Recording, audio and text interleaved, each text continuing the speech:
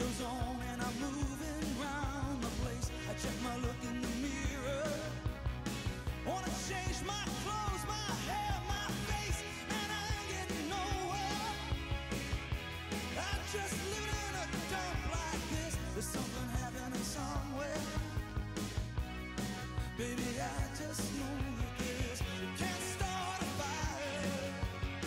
You can't start a fire without a spark.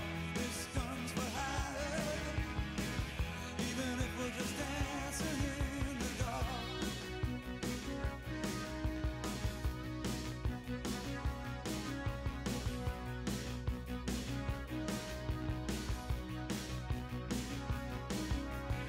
You sit around getting older. There's a joke, yes, a while, and it's on me. I shake this world off my shoulders. Come on, baby, the laugh's on me. Stay on the streets of this town, then they'll be carving you up alright. You say you gotta stay hungry. Hey, baby, I'm just a fast star in the night. I'm dying for some action. I'm sick of sitting around here trying to write this book. I need a love reaction. Come on, baby, give me just one look. You can't start a fire sitting around crying over a broken heart. This gun's for hire.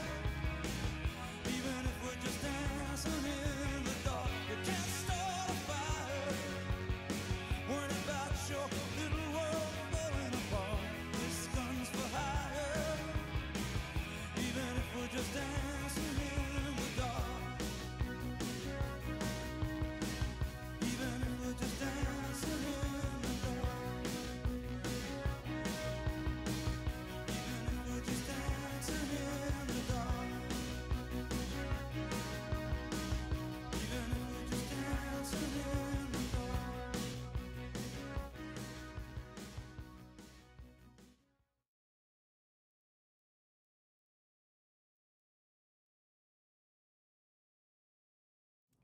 Okay, psych, we're gonna start a minute early because you guys are all here. Okay. So this is gonna be a bit weird, today's class, because I'm going to be, oh shoot, yeah, let me pull up the PowerPoint.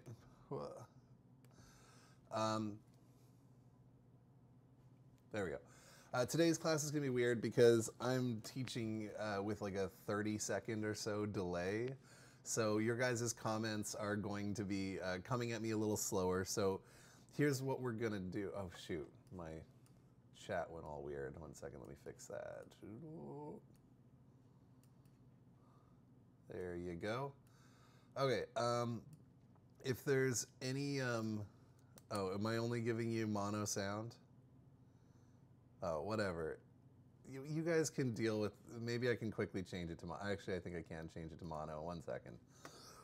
Thank you. You guys can tell me the QC stuff as it comes because... Okay, is that better? You guys hearing in both ears? You fancy both ears listening? Okay. So, welcome to our class. Okay.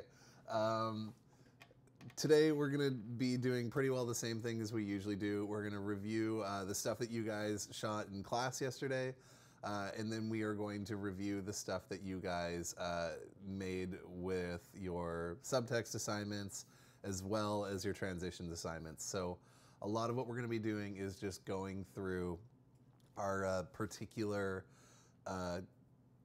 projects and doing feedback, etc. So, you know, I've got you guys, your guys' attendance sheet here, so I can call on you at certain times, and I hope that you guys will respond. And I'm also able to see your comments as they come in, so I can respond to those. So we can have a discussion where it's not just me sitting in front of my computer talking this whole time. So I'd love for you guys to kind of, you know, what's going to happen is we're going to watch clips, and I want you guys to just kind of give any kind of feedback, things you liked, things you didn't like, things you can improve.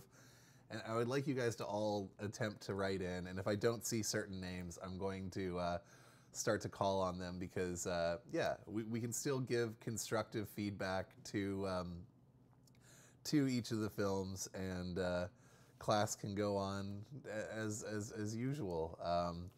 Yeah. So, but that being said, there's a 30-second delay, so don't wait for me to ask you guys for comments. Just these are distracting. Just pipe right in because we don't want to be waiting for ages. So just assume I'm always calling on you, and respond accordingly. So let's start off by let's check out the stuff we shot in the last class. Let's see if I can open these all with VLC as a playlist.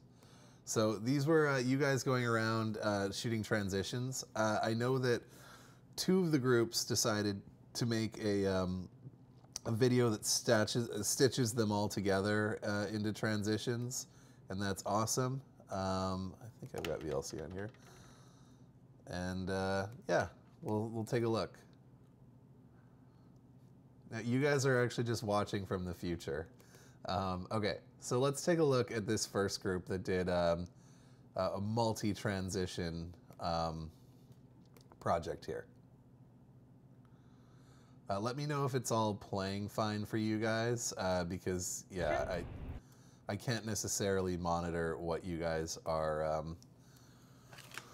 watching, and so yeah. I brought that sombrero just for you, Santiago. So I put it on low latency so it would lag less. But anyways, that doesn't matter. Oh my gosh, it's snowing even harder now. Ugh. Okay, let's take a look at this first video that you guys did. Well, there we go.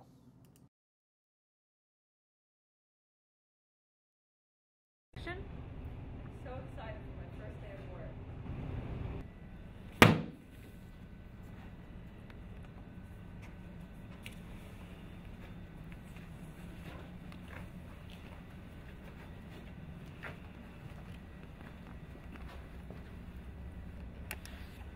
On occasion, we've received some complaints from customers pertaining to synthesized materials, requests for replacement or credit. Complaints may arise from handling and processing of the material rather than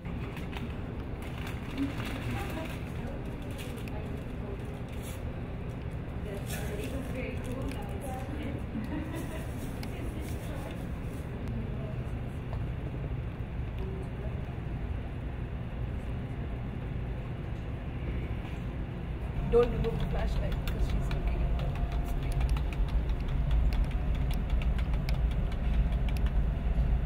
screen. Can you cut it for me, affiliate? Riley! Riley! Riley! Wake up!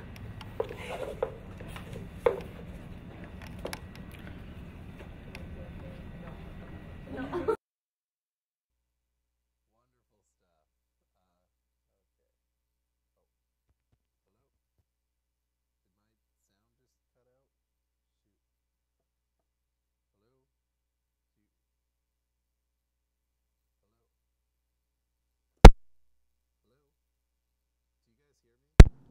You guys, hello? Test, test. Oh, shoot.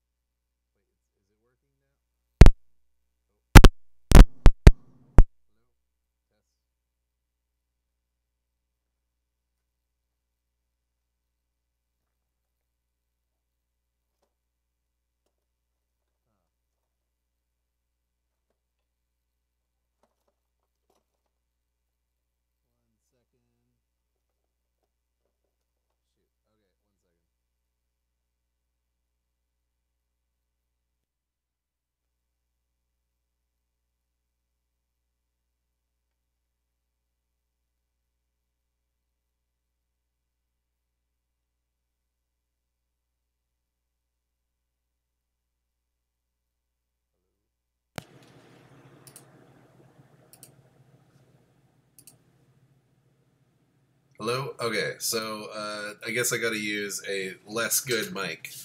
Hopefully you guys can hear me now. Okay, so let's take a look at that video, shall we?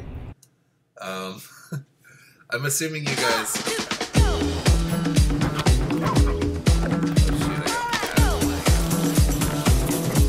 Dogs have hands too. Clean them every day with dentist sticks to help keep them happy and healthy. Are you guys hearing this? Okay. Sorry. Okay. Technical difficulties. This is... Okay, so what I liked about this... So I think the concept for a lot of these transitions is really nice. Okay, you guys can hear me now. Okay. I think like the concept of this first one, you know, going up with the food and smacking down with the desk was a great one. I did. I think like a lot of this, you know, if you were done. I think if you guys were doing these things on particularly like dollies and tripods, etc., it would kind of run a little bit smoother. I like the idea of doing this crossword to going down there, although it seemed just a little bit forced camera-wise. Like, why was someone playing that clean of an X's and O's game with themselves? But yeah, cool concept. I think this was a cool transition here. That was pretty well near invisible, but yeah, I think like a lot of these transitions basically could have used a little bit more massaging, but I think the concepts all around were pretty cool. Okay, and cool job about like trying to make them all one giant video. Okay, tell me you guys are. Oh, and Kent has decided to join us. Great. Okay. Let's see this next one, shall we? Yo, why'd you do that? Yo, I swear to God, I didn't do it. Of course you did, though. What the fuck? You guys, you know, I've given Nick and as well as Bob the link to this to get approval, so they might have seen this punch. But yo, why'd you do that? Yo, I swear.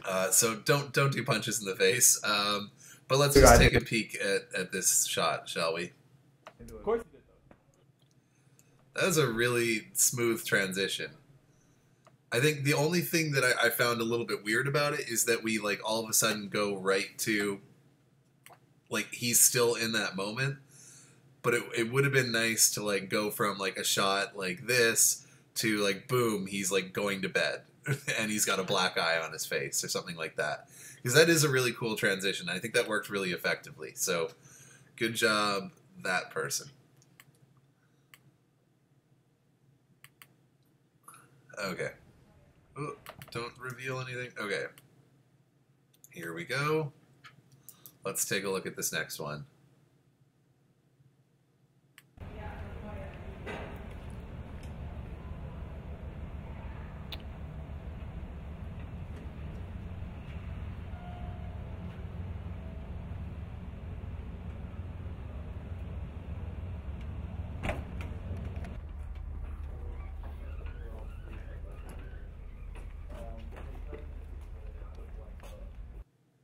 Whoa, he changed person in the elevator. Okay. It's a cool transition. You guys did a good job matching the cut. I think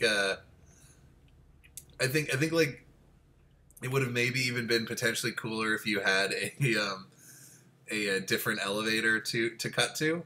But yeah, I feel like that effectively worked, and you did a good job of matching the shot, considering you guys didn't have a tripod or anything like that. Good job. Let's see what we got next. Group 4. Okay.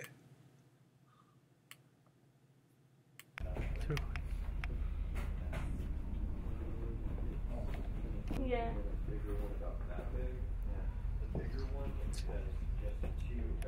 Everyone's turning into Ezgi today. Yeah, that was smooth. I think the you maybe, and I think this could have been an editing thing. I would have, if I was David, I would have probably chopped off all this bit here and gone right into like shooting around to there. But I thought that was a pretty smooth transition.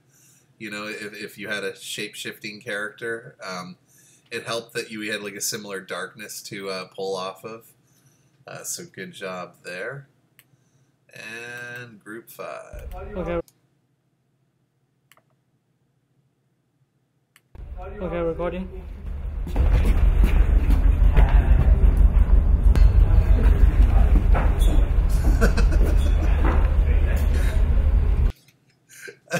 I sense there's a theme going on here with this group. But yeah, that was you know, that was smooth.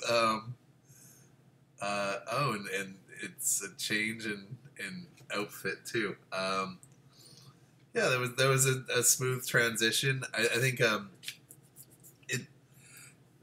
it's hard to like justify a shot in a movie where it just kind of like goes right into like because it's not from like here on, the shot's really not super. It's not super aesthetically pleasing in these midpoints, so just finding a little bit more organic way to like go in on a color to do a color match cut, but cool job nonetheless. All right, who's gonna turn into Ezgi next? Oh, so we start with her. Okay, here we go.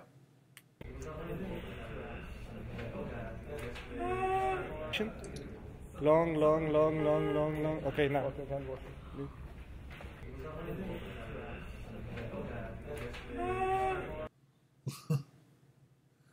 Nice. Always sleepy all day.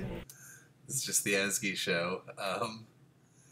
No, I think that worked, and obviously it was difficult, you know, with hearing the director's voice, but yeah, I felt like the only thing that kind of, I wish that you guys kept that momentum of her like falling down to the side here at the end and had her like, you know, whether she's napping or whatever it is, use that momentum, because she kind of just shot right back up, and like we had all this momentum going left to right here, and then we like kind of attempted, or right here, and then kind of attempted to spring it right back. But good job. Okay.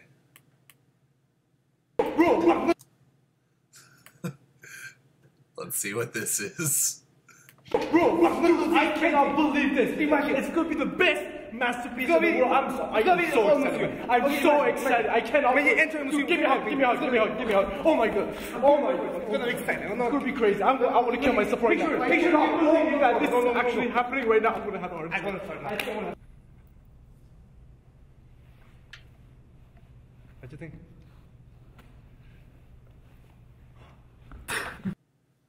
Okay, I'm a little confused by that. Bro, I cannot believe this. Imagine, it's gonna be the best masterpiece in the world. I'm this is actually happening right now. I'm gonna have. So wait, that was the masterpiece they were talking about, but then they weren't? I felt like this one was a little confusing, to tell you the truth. So whether and you know, the bromance is real, but yeah, I was a little confused by this one. If you guys want to write in the comments kind of what you were fully intending, I would love to just discuss that. Obviously, Athulia loved the acting, but okay. But yeah, I was a little confused on the context of this transition, etc. But some good high energy acting there. Looking forward to your comment. Okay, here we go. Ooh, sorry, looking cool. Not just because Alan's in it. Okay, here we go.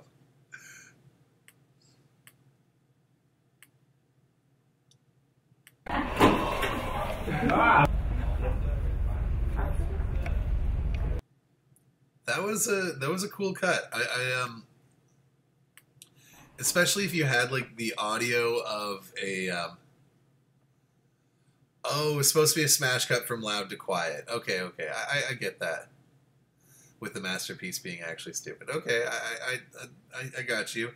Okay, on to this one. Because, like I said, I'm 30 seconds in the past here. This is a cool transition. I think with a nice, like, smash cut audio type thing. So it's like a guy going to bed, and we cut to, like, him standing waiting for a train. It's like, burr, burr, burr! Like, I feel like that would work really well for this cut. Yeah, I like the concept of this cut. Good job. All right, let's check out the next one. I think this next one's the one with it. It's got a bunch in a row again. Yeah, it's 42 seconds long. I'm assuming that is why. Let's take a look, shall we? You're drinking.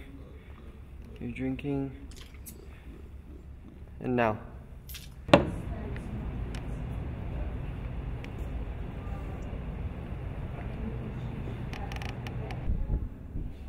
You know what?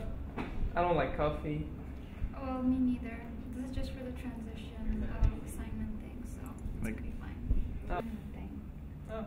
You know, I don't want this coffee. Just take it. Okay. Thanks.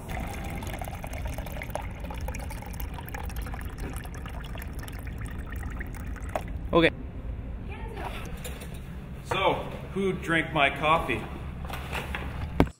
Okay. Yeah, all this, You're this drinking. talking of drinking. Okay. So, these transitions.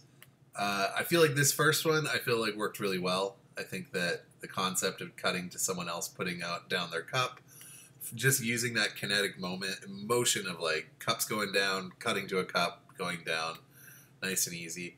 I thought this was a cool transition here, especially because of like the dramatic lighting shift there. I liked the, I don't like coffee, I'm doing this for the transitions assignment. And then, yeah, you guys did the Scott Pilgrim reverse. That was cool. And then what was the... oh, and then this was just a J cut. Followed by this... So you guys whip panned... Did you guys whip pan from the... Oh, cool, cool. Okay. Boom. And then it's just Christian laying down the hammer right at the end. Okay. Starring the coffee cup. Great job. Okay, cool stuff.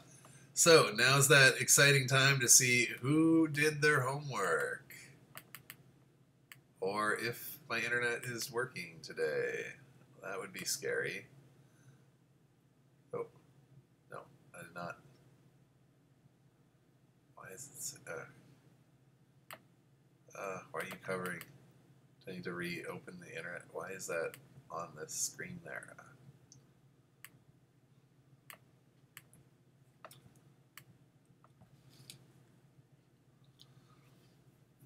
Okay.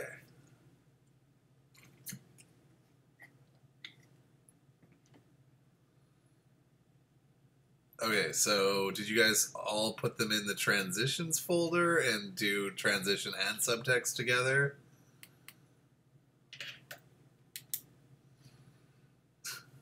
Okay, so we do have some... Okay, so we have some transitions and subtext assignments here.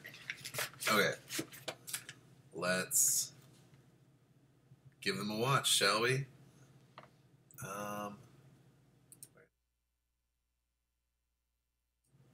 Okay. Sorry, I'm just trying to figure things out with this new mic thing. Okay, it sounds like that's what people did. Okay, so starting off with, as we were saying, Santiago, Athulia, David, Arthur, and Mao. And this is both transitions and subtext. Oh, some of us put, yeah, in transitions. Yeah, got that. Cool. Let's pull it up, shall we? Okay, and then I'm just going to get myself off the screen.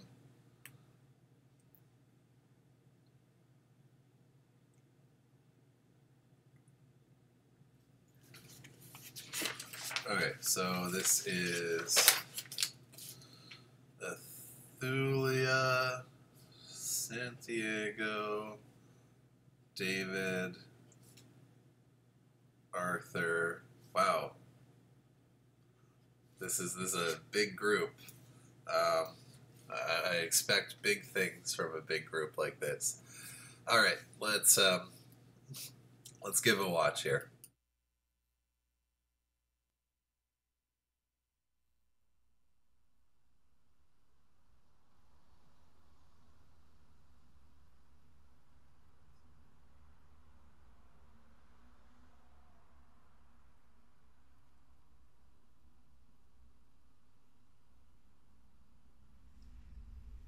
So, what do you think? 3 years, huh? Yeah, I applied for the 1-year intensive, but they said I have potential, so they gave me a full scholarship.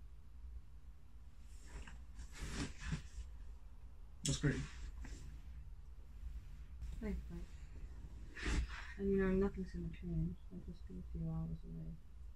Yeah, so Yeah, and I'm sure I have some breaks in the spring, and I can drive down the river, and you know, you can come up and stay. Hey. Yeah, that's definitely your good side. Maybe you're just a good photographer. Maybe. Are you still working on the album? Yeah, it's actually coming along really nice. Oh. By the way, my brother is getting married 6 months from now.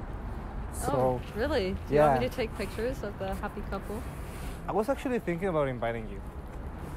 Are you asking me on a date 6 months from now? Yeah?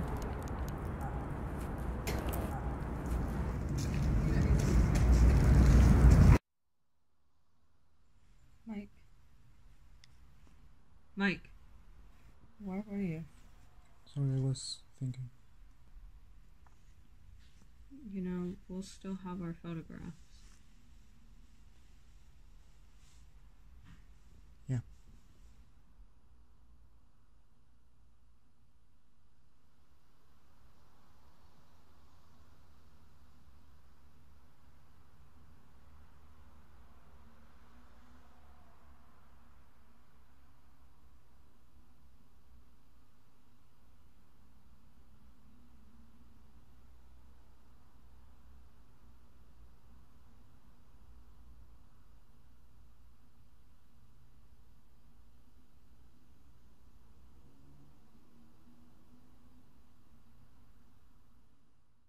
Nice, great job. Yeah, you can hear me. That was really, really solid, guys. We really started with a high bar here. There's some really good production value. Some really, really like it's well shot. I thought you guys really did the subtext well. Like it really see that that's coming across, which is good. Also, kudos on having a fade that I didn't hate. I thought that this fade felt like it really kind of embodied kind of this despair at this point in time. Really good. Anyone else have the match cut of the hands? There was also a smash cut audio wise. This is great. I'll play that back. Yeah, keep listing other things that you liked or disliked about the short, so we can keep this conversation going. Also, to the team that shot this, what did you guys shoot it on? It had a really nice look to it. And who shot it? Who was the DP?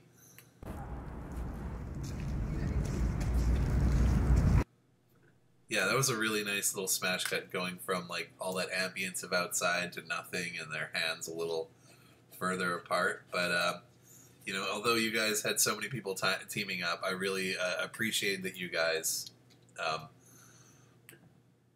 put the production value up there. You know, a really nice little J cut here. Say A7 Mark III, nice. Yeah, it had a nice look to it. Very natural light looking. Great job by all. Yeah, sorry, who? Want to see your guys' credits one more time. I was writing something down at that point. Oh, David, good. Wait, nice. Okay. Good job. Okay, oh, you guys had 2 cameras. Fancy. Look at you guys. Big deals. But, yeah, great job. Okay, let's take a look at the next assignment, shall we? These are all playing well for you guys. There's no tech stuff, because you guys got to tell me if there's big tech issues. Is this new microphone sounding okay? It's not as nice as the one I planned to work with.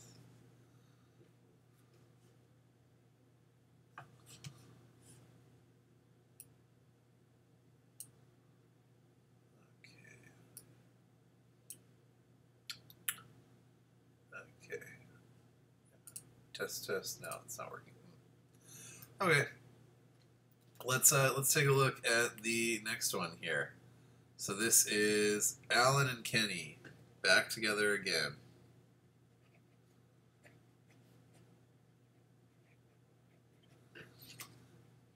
And nice, another 2-minute one, so you really are doing both. Okay, cool. Let's, I'm going to put it back into just the video mode with not hearing me.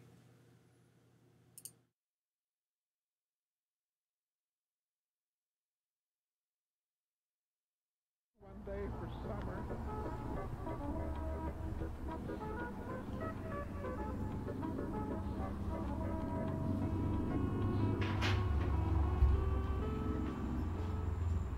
Unbelievable. Yeah. Jesus, John, you just leave her here like this? I'm not good around dead people, man. You find her like this? Man, I woke up to take a piss. And I found her like this. We went to bed together. She must have woke up, did more of this shit, and died.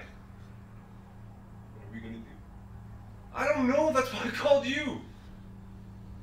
Right? Just you. Who is she? Dario's wife. Dario's wife. Gangster Dario. Her phone's been ringing non-stop. He's been calling her. Do you know how serious this is? This is serious. How can you be so stupid, John? You should have been smarter than this, John. I was being smart. But I haven't been more serious in my entire life. It's just getting cold. What do you want to do? Gotta wrap her up or something. I don't believe this. Do you know how insane this situation is? Yeah.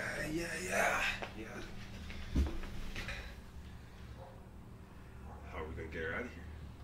We have to wait till nighttime at least. That's what I was thinking. There's a chute, a garbage chute. We could push her down, and then we go to the basement, bring her around the car, and then roll her up in a carpet or something. Wait a minute. What? Dario's probably geolocating her phone right now. No. Yeah. Gotta get rid of this phone, man. We'll just break it. We'll just flush it down the toilet. You can't flush it down the toilet, man. You just gotta turn the geolocate off. Hey, I got this. We got this.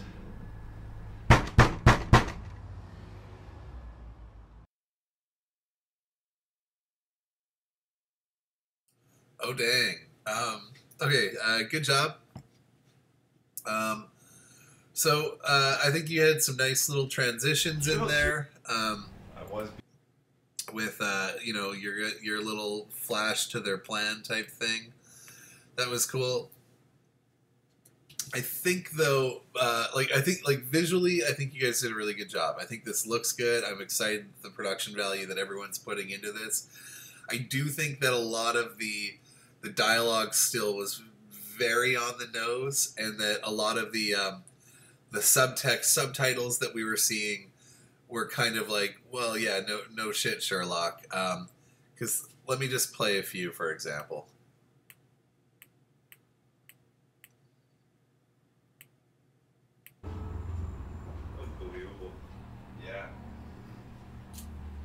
John, you just leave her here like this?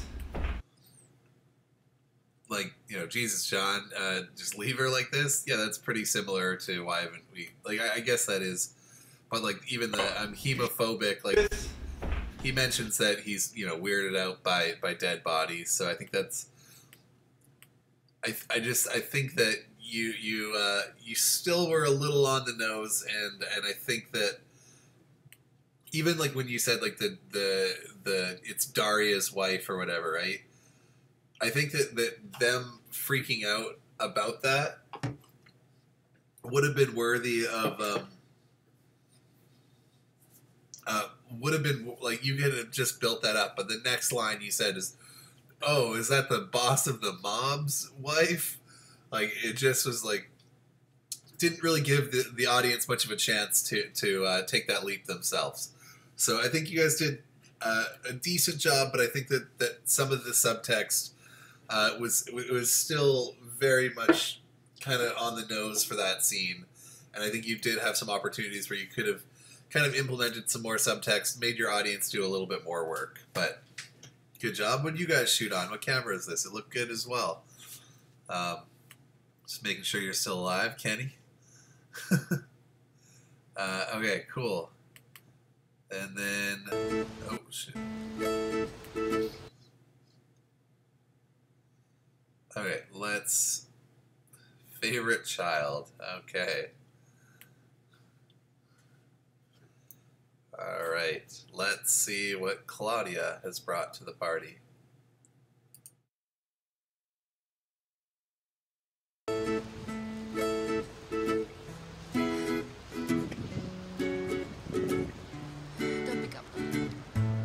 Hi, Dad. How are you? Yeah, I'm fine. Do you have a moment to talk? Well, first of all, how's the weather in Mexico? Yeah, here the weather is fantastic. And you know how I am your favorite child, and I've never done anything to upset you. So yeah, you know how material things, they come and go. So, yeah, the car is not that bad. You have to come.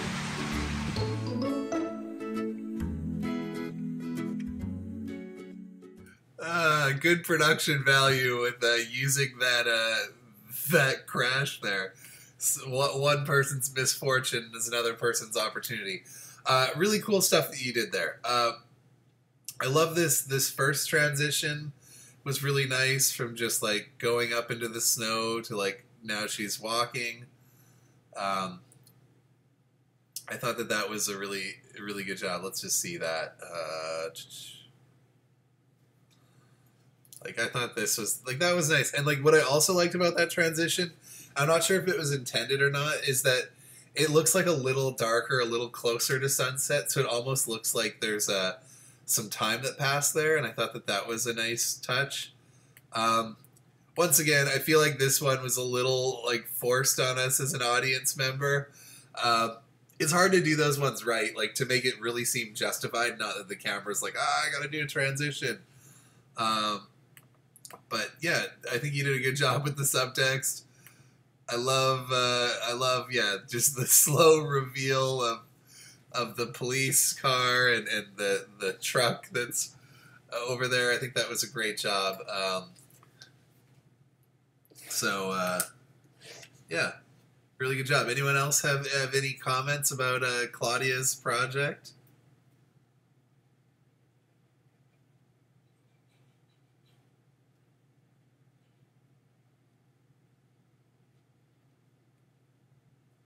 No? Okay, that's cool.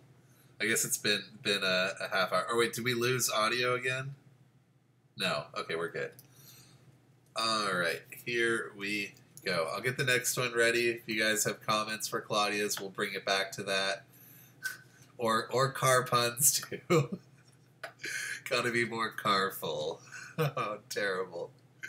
The first transition was really awesome. I agree with that, Marianne. And like, yeah, as we're playing these, like as soon as the videos end, just throw in your comments, things that you liked, anything that you think can improve, etc. Just don't wait for me. Just get right into it. Who is Pope Aesthetics? Okay. All right, here we go. Oh yeah, and the title transition at the beginning. Yeah, that was an interesting choice. All right, Steffi. Oh wait, that last one. Wait, oh shoot.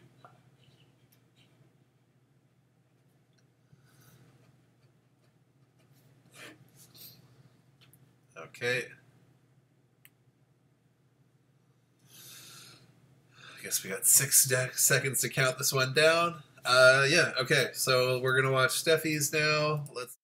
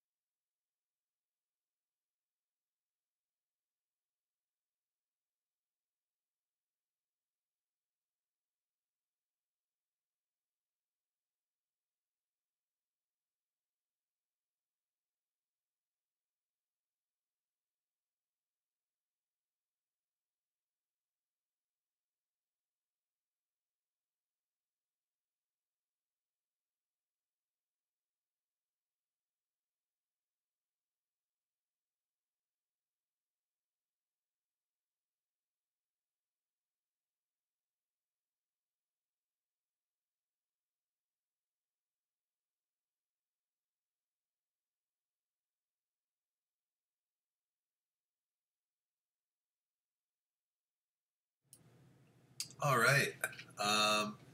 Yeah, Steffi, was there supposed to be audio on that? I didn't get. No, I get that, but did you guys hear audio on that? I didn't catch anything. Okay, but yeah, I think that there's some interesting things going on there. So this was basically it started off very similar to the video we had before. I don't know if those transitions with the big chunks of black necessarily.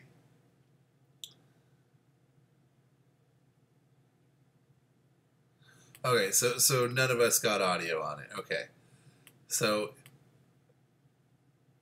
okay, I don't. The file doesn't have audio because I'm playing it through the same thing that everyone else's did. But yeah, I think I was a little confused by those big dips to black because I kept feeling like it was over and then it wasn't. But yeah, like it kind of had a fun experimental vibe to it, and some interesting locations. But yeah, I was just a little confused at what exactly the story was here. So I'd love to kind of hear a bit more from you on that. But yeah, I was just a little confused by the story, to tell you the truth. But let's dive into the next one.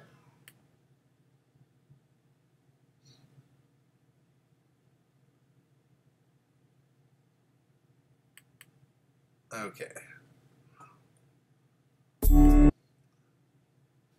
So here we go. This one does have sound.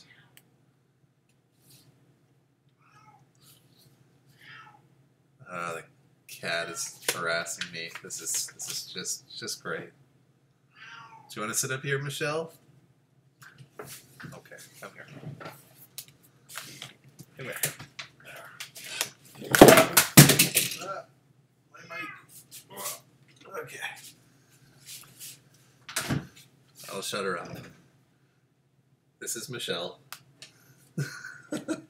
Oh, no, she doesn't want to be on me. Okay, here we go. Let's dive into this next one. So this is Monty.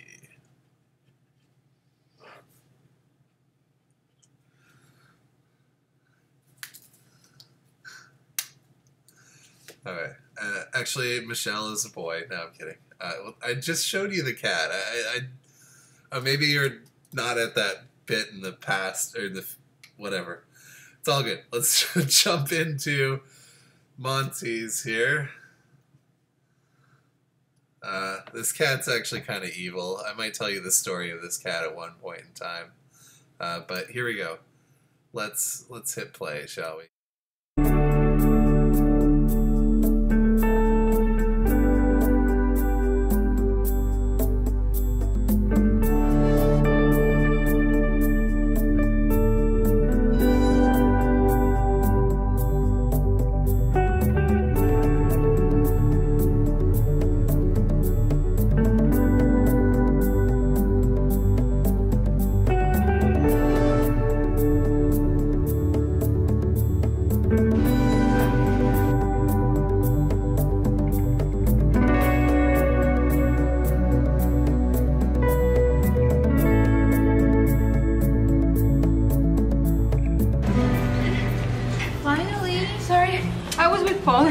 Yeah, boys before the girl. Yeah, come on. It's been 6 months. It's good that we're all together. Yeah, it's so nice to see you guys. Yeah, we should do this more often. Danny, it's so good to have you back. I missed you so much. Oh, did you meet anybody interesting? Ooh, are you gonna introduce me to a cute English guy? Actually, it was Oh, not like- honey, you don't need a man. Yeah, you don't. But like, there's like a lot of guys around you, right? It was actually not Of like... course she does. Of course you're gonna bring to the wedding. I don't know. But you're gonna come, right? You're gonna be my maid of honor. I'll try to come. You have to come. You bitch. Oh, I'm gonna win the bouquet. Sure. Yeah. Tell me more. Cold? It was actually not that cold, but it was kind of cold sometimes. Just... Oh my god, Lucas just texted me. What is it? No, shut up.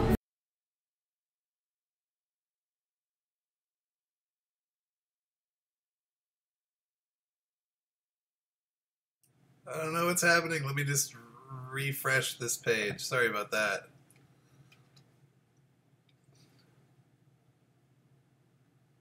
It's just getting good. All right.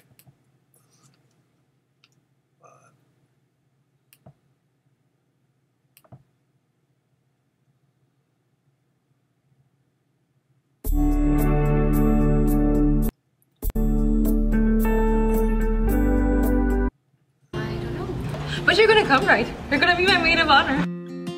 I'll try to come. You have to come. You bitch. Oh, I'm gonna win the bouquet. Sure. Yeah. Tell me more. Cold? It was actually not that cold, but it was kind of cold sometimes. Just... Oh my god, Lucas just texted me. What is it? No, shut up. No.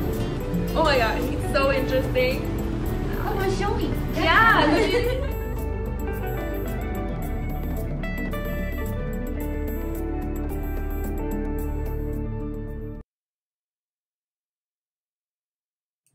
Well, that was kind of depressing, but it was well done. I think that you guys handled the subtext well. I liked the jump cut transitions at the beginning, and this nice little match cut. Of course, we had international celebrity Ezgi starring in it, so that's always exciting. Yeah, I thought that you guys did a good job. I really liked this, like, this bit where,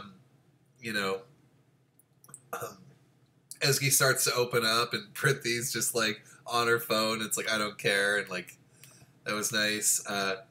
Yeah, that moment where she kind of realized that no one really cares about her was quite sad, but I think you guys did it in a really interesting way, because, like, the dialogue of this besides Prithi calling you Ezgi a bitch, beyond that, it was all pretty like positive dialogue, but it kind of like left us in a pretty left us with some despair based on the subtext. So good job there. Yeah. Okay, good job, Monty. Okay, who do we got next? Marianne and Kenzo.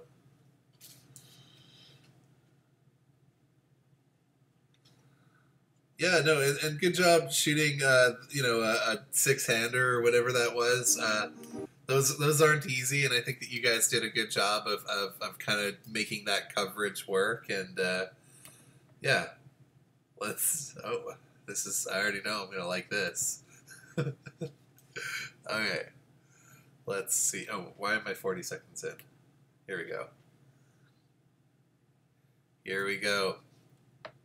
So yeah, good job on you guys starting to like bring in comments on the shoot. As soon as the video is done, I think that's it's working. This is somewhat not the train wreck that I thought it might end up being. So that's good. Okay, let's do this.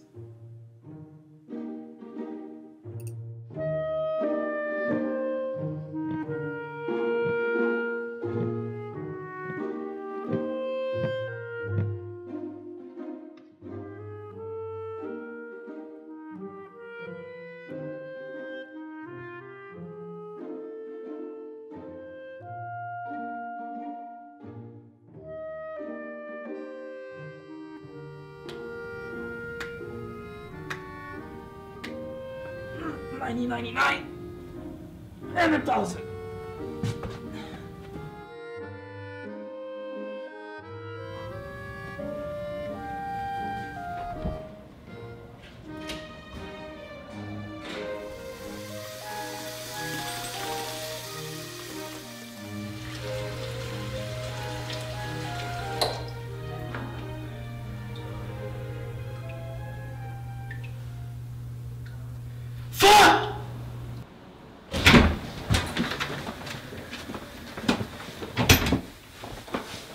Hi!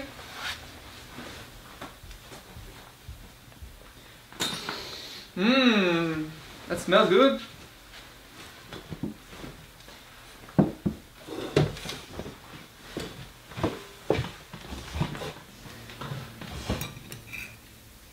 You're eating with your right hand now? Yeah, I'm trying to be good with both hands. Because basically it's better for me, I think. Oh, I think you just should use the left one. Yeah, you're right. Why are you wearing gloves inside? Because it's winter and it's freezing. Yeah, you're right.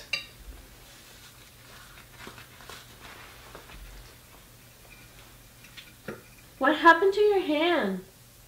Oh, that! I just cut myself at the office with a paper. You know those things are very dangerous? We need to disinfect that.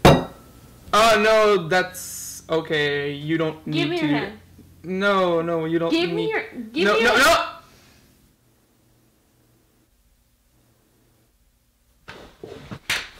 Please, honey, forgive me. It was an accident. I just lost my ring. Oh, it's okay, honey. I forgive you. For real? Yeah, you know, I'm not better than you.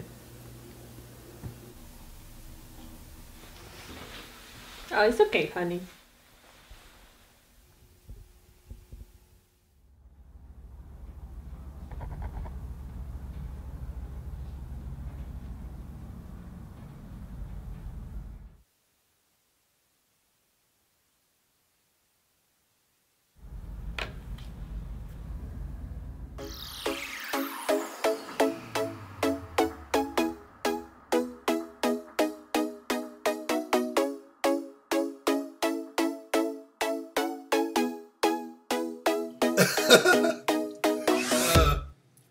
Oh man, that was lovely. I think you guys did a great job. I think I loved the twist at the end. That was a really fun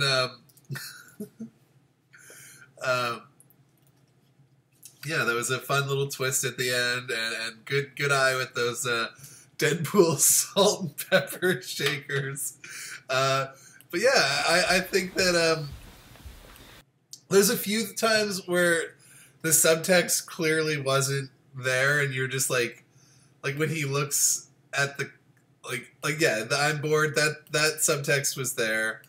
But I liked, yeah, just the way that you dealt with this really showed how bored he was.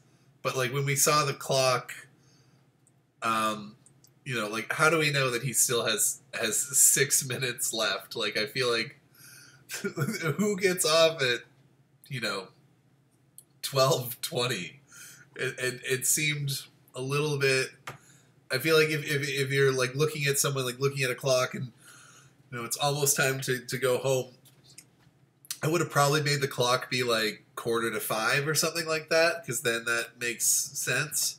And then also you cut back to the clock, and it's, if anything, it's like gone back in time. So I just pay attention to those things, because it kind of ruins the reality of the scene here. And like same with this, like I can't wait to see my wife. Like in no way does that visual tell me I can't wait to see my wife. I think that you yeah. Maybe are just assuming your audience is much smarter than they are if they're somehow deducting that. But I like this reveal of putting on the glasses and the hand there. I thought that, like, you know, for doing, and like, yeah.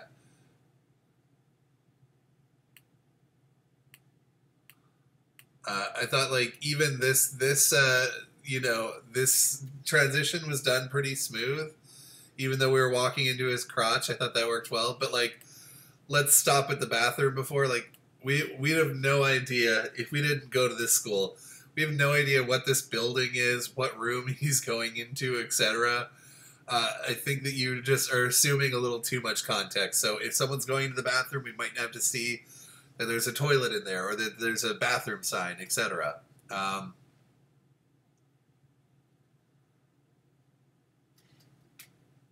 Cool. Arthur's asking the real questions. How do you know which Deadpool head is salt and which one is pepper? Okay, interesting.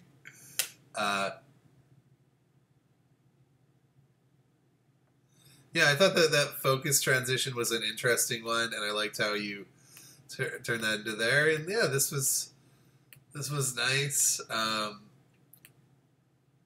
yeah, I liked the transition at the end with her revealing that she lost the ring as well. So good job by all. I think that you guys did a really good job on this one, and I'm proud of you. Okay, next up, who do we have?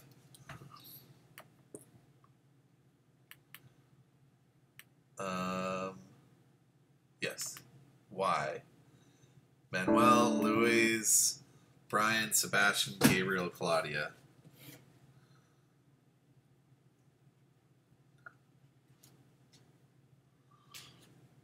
Louis, Brian, Sebastian. Gabriel.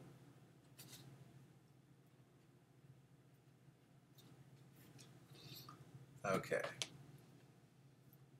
I like the PD of the banana and the oranges. Oh, did they do what I think they did? I can't go back at this point. I'm assuming. Great.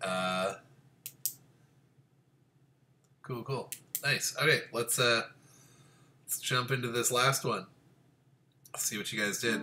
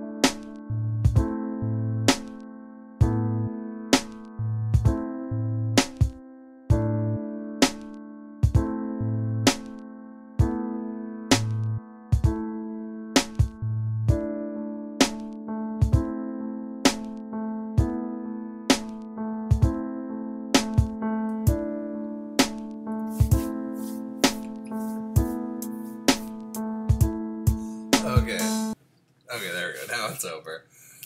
Yeah. Okay.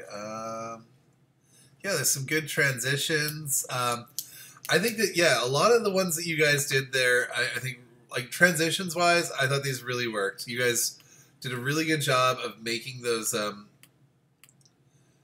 seem really flawless. Like, it just...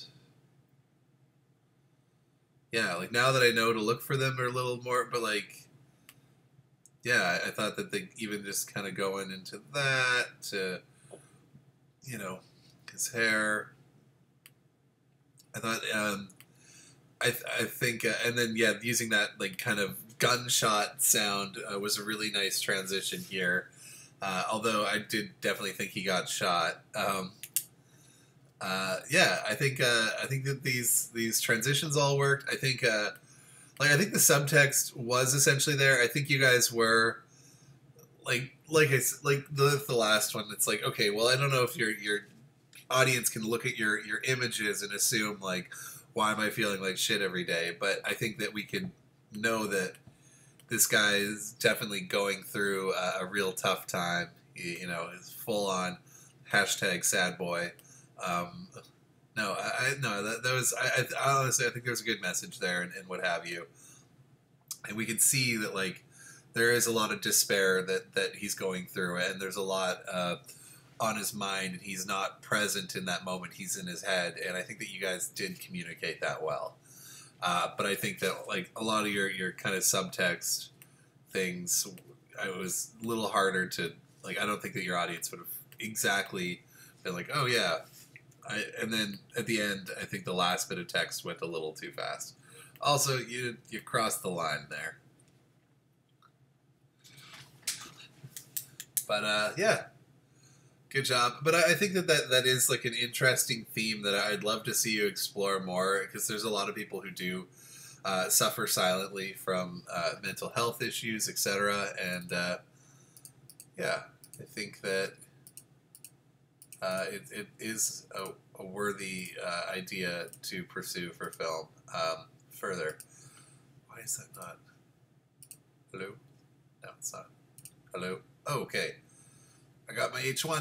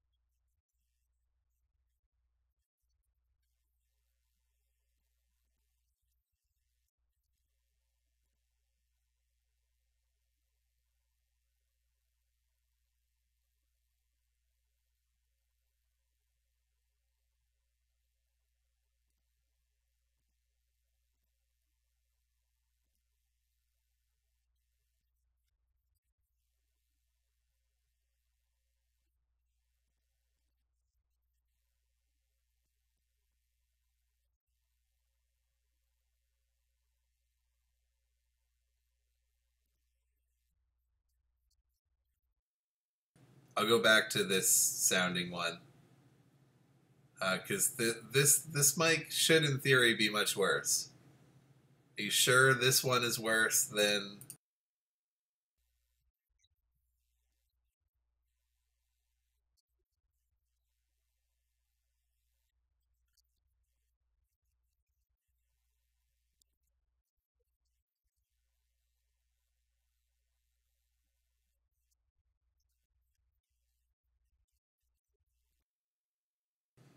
All right, back to the onboard mic. Okay, okay. It looks like we did forget one more that was in the late folder, so let's take a peek at that.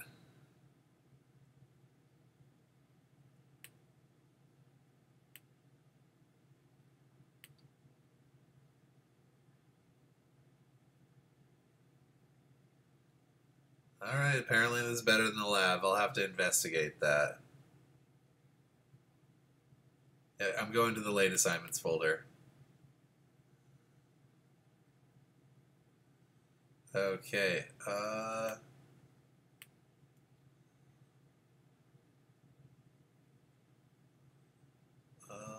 1206, the rings. Oh, we already saw that one. Oh, cool. Alexis has one. And Fries Before Guys. Sweet. We've got more to watch. Okay. Let's jump right into it. Whoa, that already looks cool. Okay. Alexis, what are you doing here? I'm excited.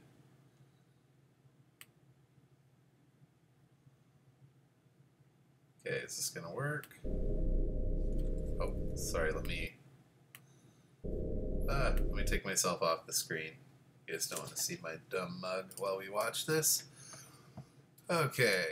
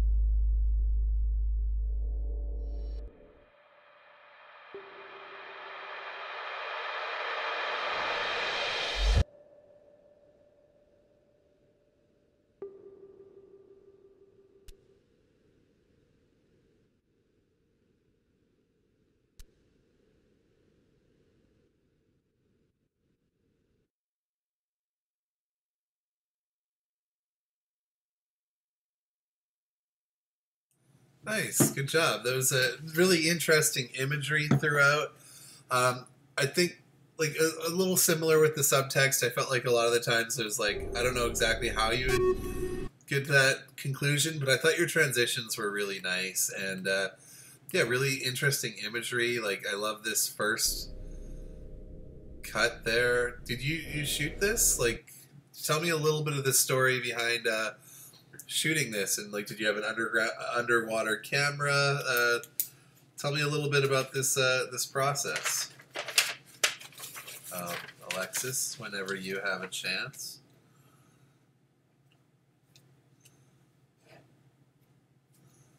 Cool. I know it's coming soon. But yeah, I think I thought this transition was kind of cool. And yeah, even a little haziness and yeah.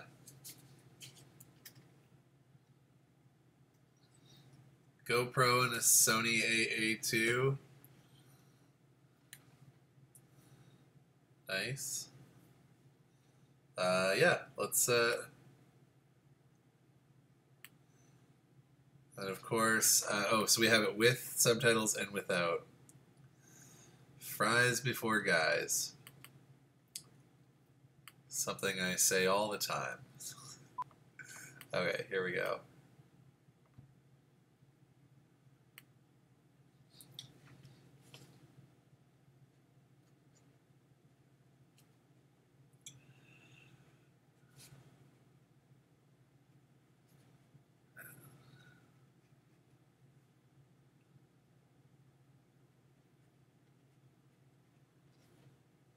Alright, here we go. Let's see. Fries before the guys.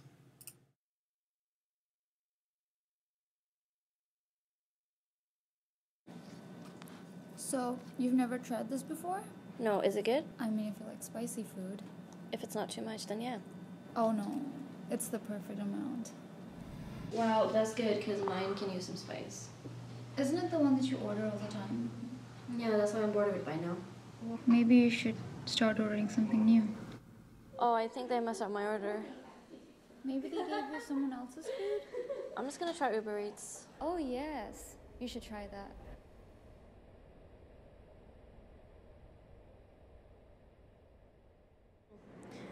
So, are you gonna finish your food? Oh no, I'm full. So you're sure that I can have it? Yeah, go ahead. But like, wouldn't you be disgusted that I use your fork? No, why would I be disgusted? I don't know, I'm just making sure. I mean, I used the fork first, so you should be the one who, like, feel disgusted. I am not disgusted, actually. Are we still talking about food? Can I go out with Liam?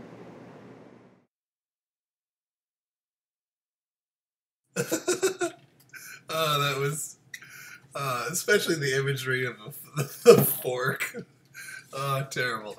No, it was, I think you guys did a good job. I think those transitions were nice. I think that was a nice analogy in there, and it was well shot. And yeah, I liked how it just is like, this is, you know, over several different times. I think that this transition once again felt a little forced within the moment, but I think a lot of the other transitions had some solid things going, and it just really showed, you know, a growth in your guys' relationship over time, and yeah, I thought I dug it. I thought you guys did a great job. So, whoop whoop. Okay, let's. Is that all of them? Yeah, this one we already watched, and yeah. That one we've already seen, and the rings. Perfect.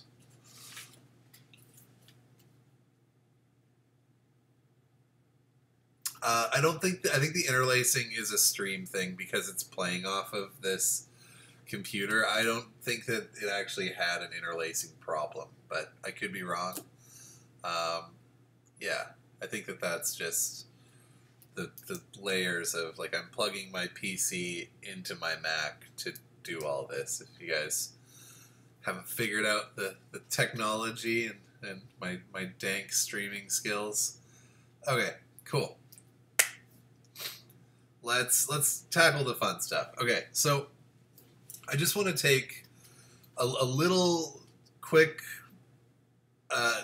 moment to just play a bit of a montage for you guys, because today I just in general want to just kind of go over, explore some visual storytelling. Oh, okay, Steffi. Okay, we're doing Steffi's on the subtext one. Here we go. False alarm.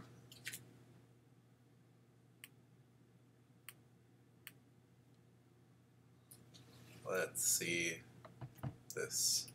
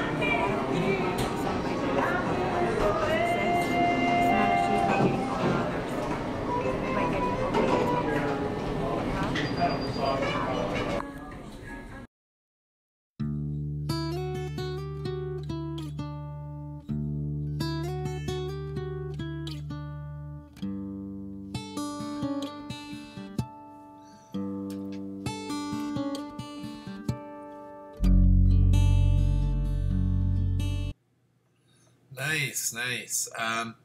Yeah, I think you did a good job of kind of going through the subtext in her head and all that sort of stuff. I couldn't quite hear the audio, but I feel like you were doing something with the sound there that helped tell extra layers of the story. So just maybe make sure that's a little clearer next time.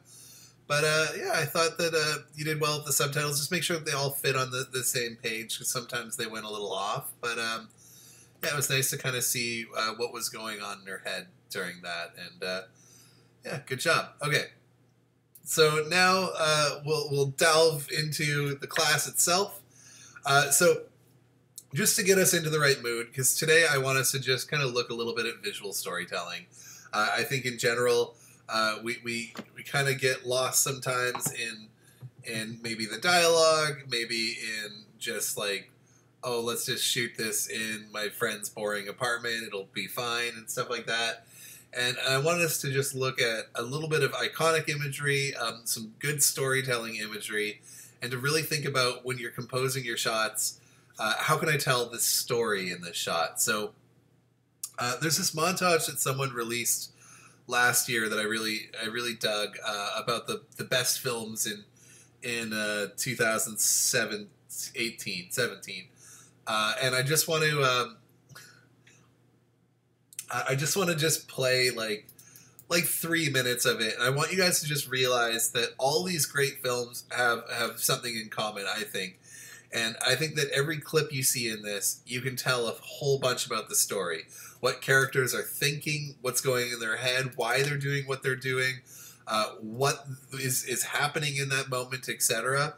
And I don't think you need much extra context. And I just want to show you, like, that's the root of where I think masterful filmmaking comes from.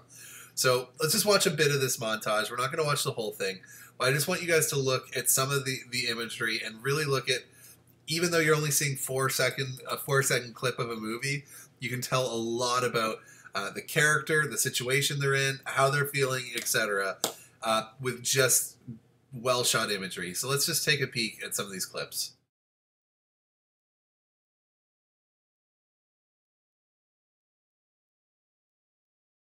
4, 3, 2. Good evening, ladies and gentlemen. Our obsession with high speed leaves no time or place for return. It is now already too late, and today is yesterday, with its memory already lost.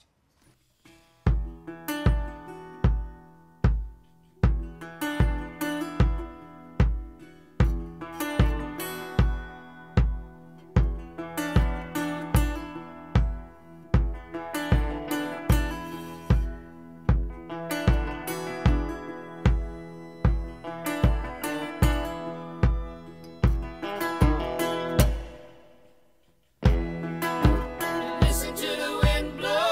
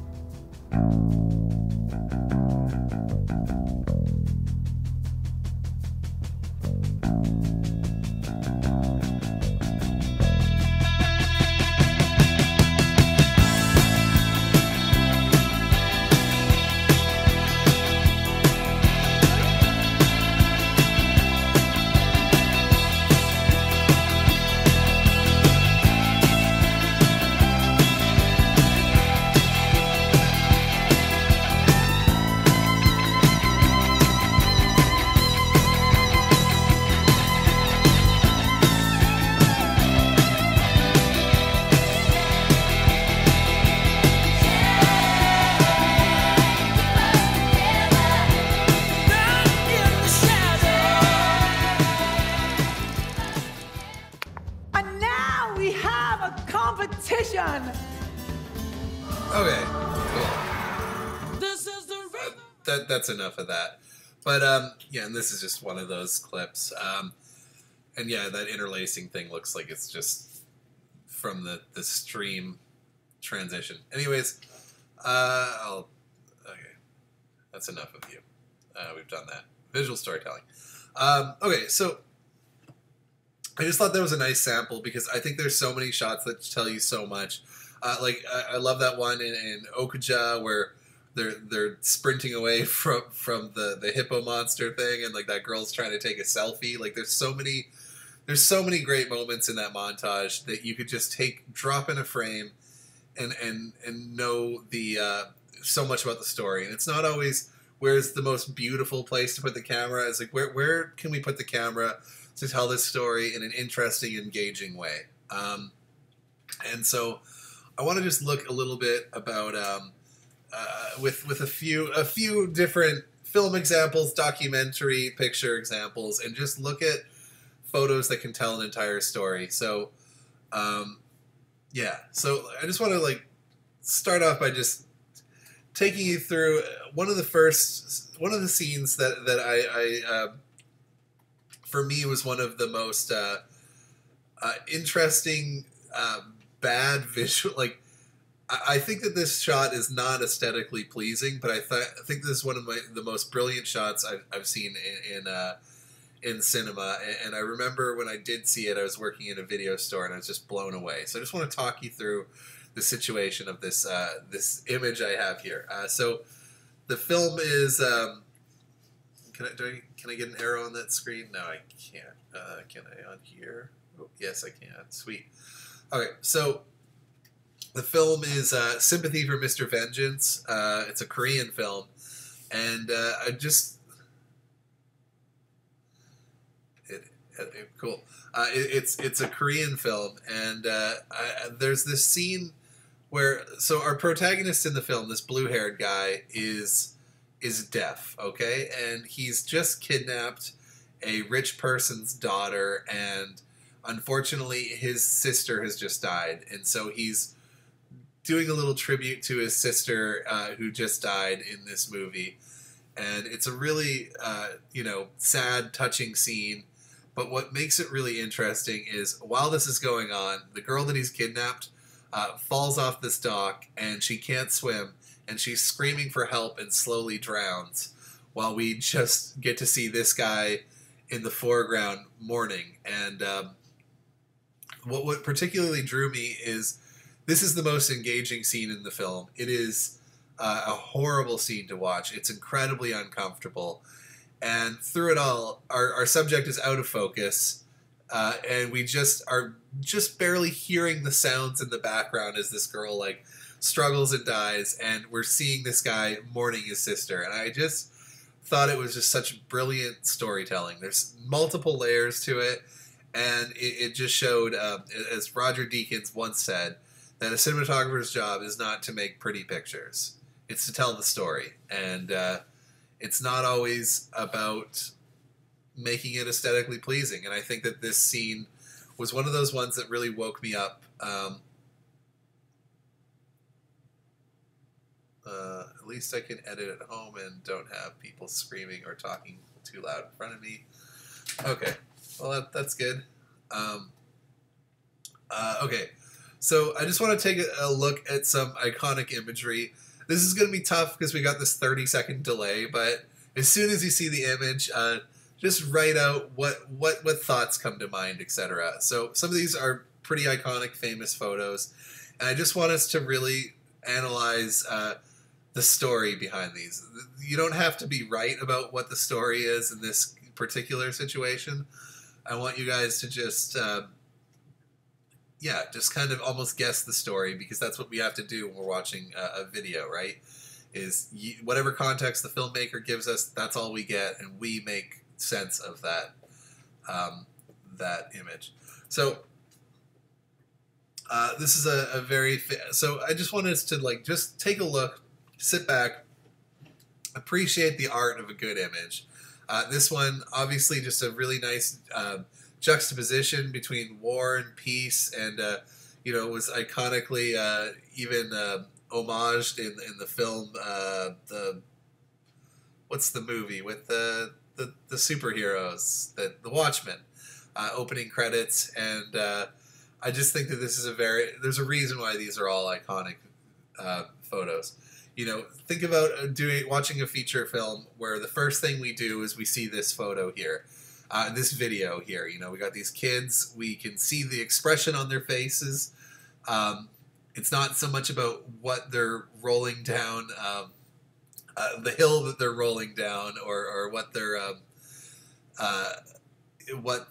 what's ahead of them. It's just like a nice character introduction. What can we assume by looking at those costumes? What year is it? Those costumes look a little bit big for them. Who'd they take that from? Looking at the design of the skateboards, etc. I think like if we just started a film and this was our opening image as these two kids on skateboards wearing these costumes, we would have a lot of intrigue about this story. We have a lot that we're dropping into. This is a bit more of a depressing photo, but I think relevant nonetheless. Some of these photos are a little bit depressing or disturbing because that's what a lot of iconic photos are. But I think that I just want us to look at what's in the frame and what we can really deduct from this. So obviously we see this person is really, really upset that her either boyfriend or someone very close to her is dead. And what I think makes this photo much more iconic than just someone lying at a grave is that we see just so many countless graves in the distance, and that every single one of these graves has people mourning for them, like the way that she's mourning Ryan Coyer. And it's just a really heavy image, and I think that you can start a movie on this or show this in a film, and you don't need to tell the audience anything more. This is a small piece of the epidemic that is dead soldiers, and we learn everything from this one shot. It's such an important place where they put the camera, etc. We don't need to see that she's crying or sad, because her body language, the way that she's crumpled in front of that grave, shows us that she is incredibly sad and all is lost. What's interesting about this shot is that that's just one micro piece of a much bigger thing, and it's a very emotionally effective shot. When I start the next shot, as soon as it comes, just start blurting out what comes to mind. I don't know the story behind most of these shots, but I do know that there's a reason why they are such iconic. Yeah, really nice use of lines in this shot, and using those leading lines to just show us the endless amounts of graves. But yes, good job, Pope Aesthetics, for getting involved in this. Okay, this next one is one of the chilling shots from the Vietnam War, of a lady who's seen far too much shit carrying a presumably dead toddler, and it's just a really tough image to look at of the cruelty of war and how unfazed people have become in that society. So yeah, what do you guys think of this image? What comes to mind here? What can we learn from this image?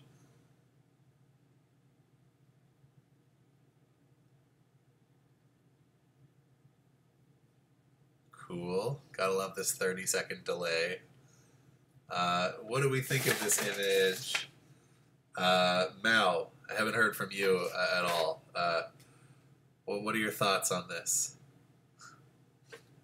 You still here, Mao? Lose participation marks. I would also like to see what Manuel thinks of this image. Cool. We'll get back to that.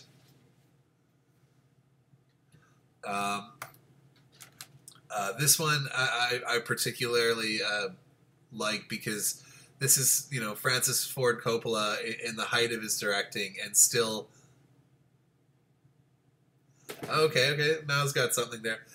They're all going back, but she's moving forward. That's actually a really interesting observation. I like that. I really do like that about this. Is that, and I like how they're all heading towards like what looks like a pretty destruction ridden area, and she's moving forward towards a better life or whatever. Good job, Mao. You were off the hook. the next person, I would love to hear what Athulia has to say about this next photo.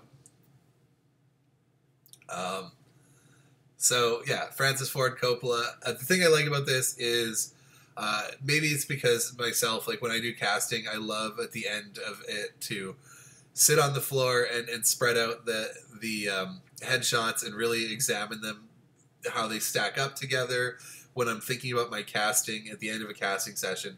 And I think there's something about seeing like Francis Ford Coppola in the height of his career, sitting just on carpet with his fancy ass shoes, and just being down there with that tactile environment that he's still very close to.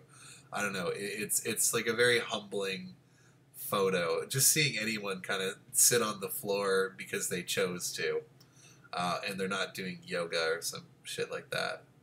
But yeah, sorry, what was Athulia? What are your thoughts? And then for this next photo, I'm going to ask Sebastian and Ezgi their thoughts. So, Sebastian and Ezgi, get ready. Well, we'll get Athulia's thoughts on this image soon enough. Sebastian and Ezgi, visual storytelling. Here we go. This shot, you know, also we can learn a lot from it. Athulia was going to say... I was going to say down to earth. Okay, I'll dig that. This is a down to earth shot. And it's, you know, it's interesting seeing people that we put on a pedestal in the situation where they're so down to earth.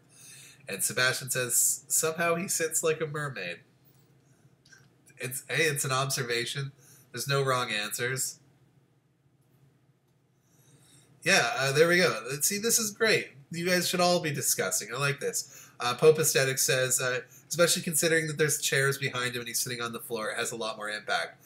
That is a fabulous observation. It really amplifies him not sitting on the chairs. It's just sitting there. And yeah, he doesn't have a table. Okay, so Ezgi, I think she's talking about this one.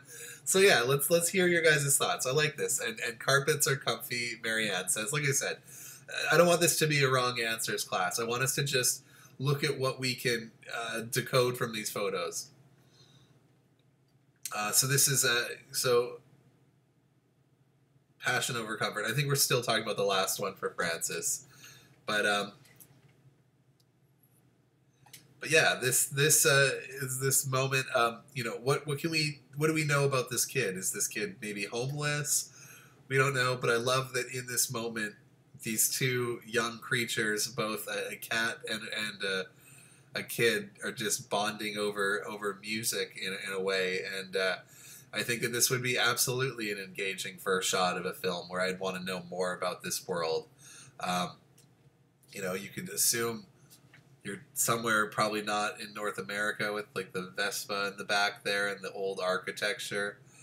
Here we go. Vignette is cringe. Okay, is there much of a vignette on there? Yeah, I guess there's a bit. Sorry for the cringe. Make of the flute player is Hamelin. Is that okay? Reminds me of the little prince who tames the fox.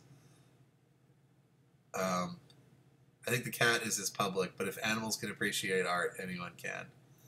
Cute cat. Nice. Very nice. Okay, this next shot was the most iconic shot from the Vancouver riots in 2010, I want to say. It could be 11. After the Canucks lost a big game. People took to the streets of Vancouver and, for lack of better words, fuck shit up. And there was a lot of photos of destruction and rioting and burning police cars and smashing stores. But the photo that was the most iconic photo of the riot was this photo here. Now, okay, and then Prithi's talking about the connection through music in the previous one. Nice. So Yeah, to give you a little bit of full context, as it turns out, those two were not making out. He was apparently helping her out, and they were boyfriend and girlfriend. But I do love, yes, this contrast of love against law. Great observation. I think what makes this photo just so iconic is the contrast.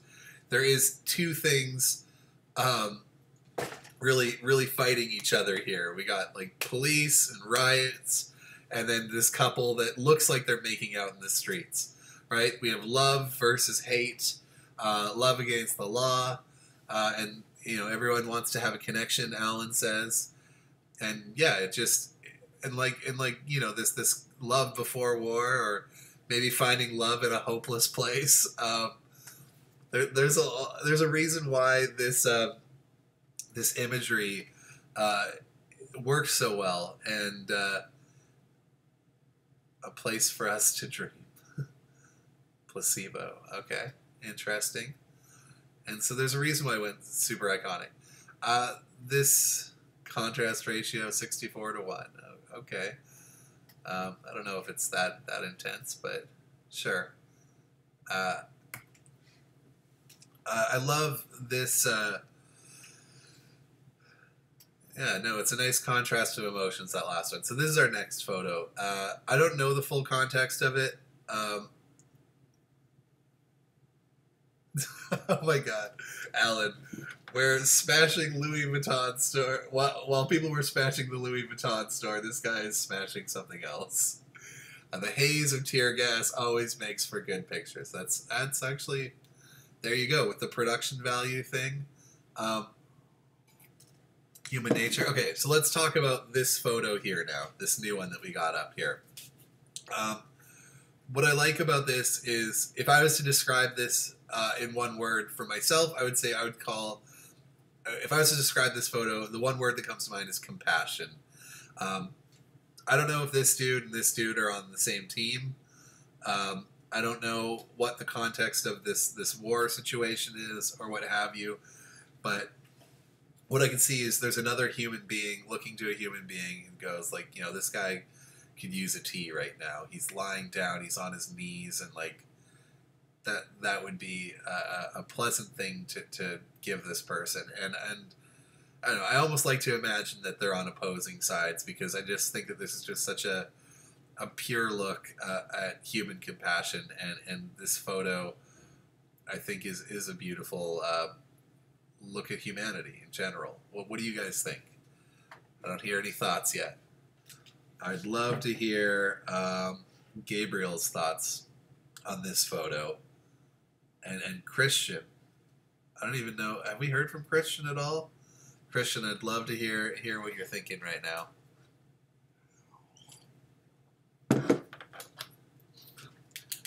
Putting aside our difference for a brief second, I think that that's a really nice thematic of this photo, Athulia.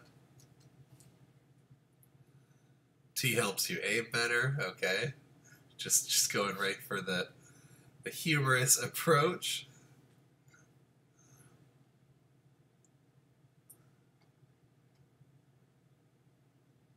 The guy in the back is probably jealous that he doesn't have a drink. Well, he's got 2 teas. I presume the other one is for him.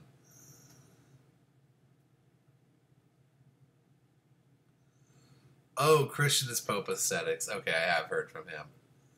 Okay, never mind. What the fuck, Alan? Chill. It shows how the small things can be more important than the big things, like war. That's a really, really good point there. He's been talking the whole time. Yeah, I get it. Okay, I didn't realize he's Pope Aesthetics. Everyone else has their names, except for, yeah, most of you have your names, so forgive me. Okay. I'm glad that you guys are still here.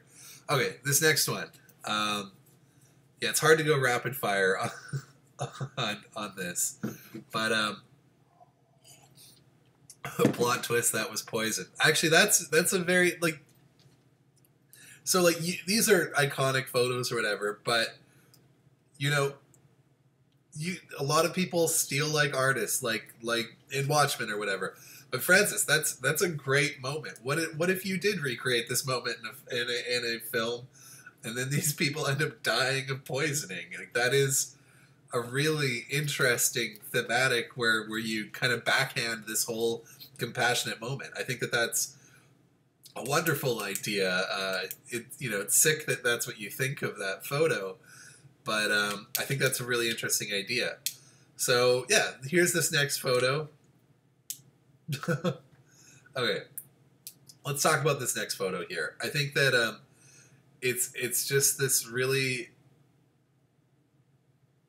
they are cutting nature to make music that's sad and good at the same moment. Government intention doesn't always mean people will think the same way as them. Okay. I like those. Yeah, I think it's like, I like this contrast of this soldier, and like there's something about, finding a piano somewhere and just wanting to tinker a little bit. But like, it looks like, we're in war times, and it's this kind of nice juxtaposition of art and war. And yeah. Piano makes more beautiful sounds than guns. I think this one says stop for a moment. People forget what's important during war. Always love seeing videos of soldiers playing music. Really shows that that before they are tools of war, they are people of passion. Yeah, no, I love, these are all really good points. I'm just switching to the next slide so you guys can get ready to start talking about it because of the delay. Yeah. Maybe appreciate the good things at bad moments. Yeah, I think that there's a reason why these are iconic. Okay, so now I want to talk about iconic imagery in movies. We're kind of, this one is kind of played out. I'm not going to go into that one too much actually, but just I want to show you some images where people take a moment to show us something.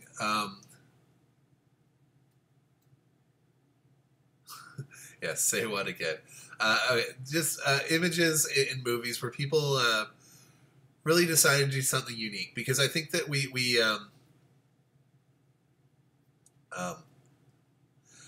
I think that what we tend to do is we have this feeling that like everything's been done a million times and it's hard to do something original. And I just want to show you some original imagery in films, etc., that kind of brought out a nice bit of humanity and broke us up from our normal lives. So this is a shot from Her.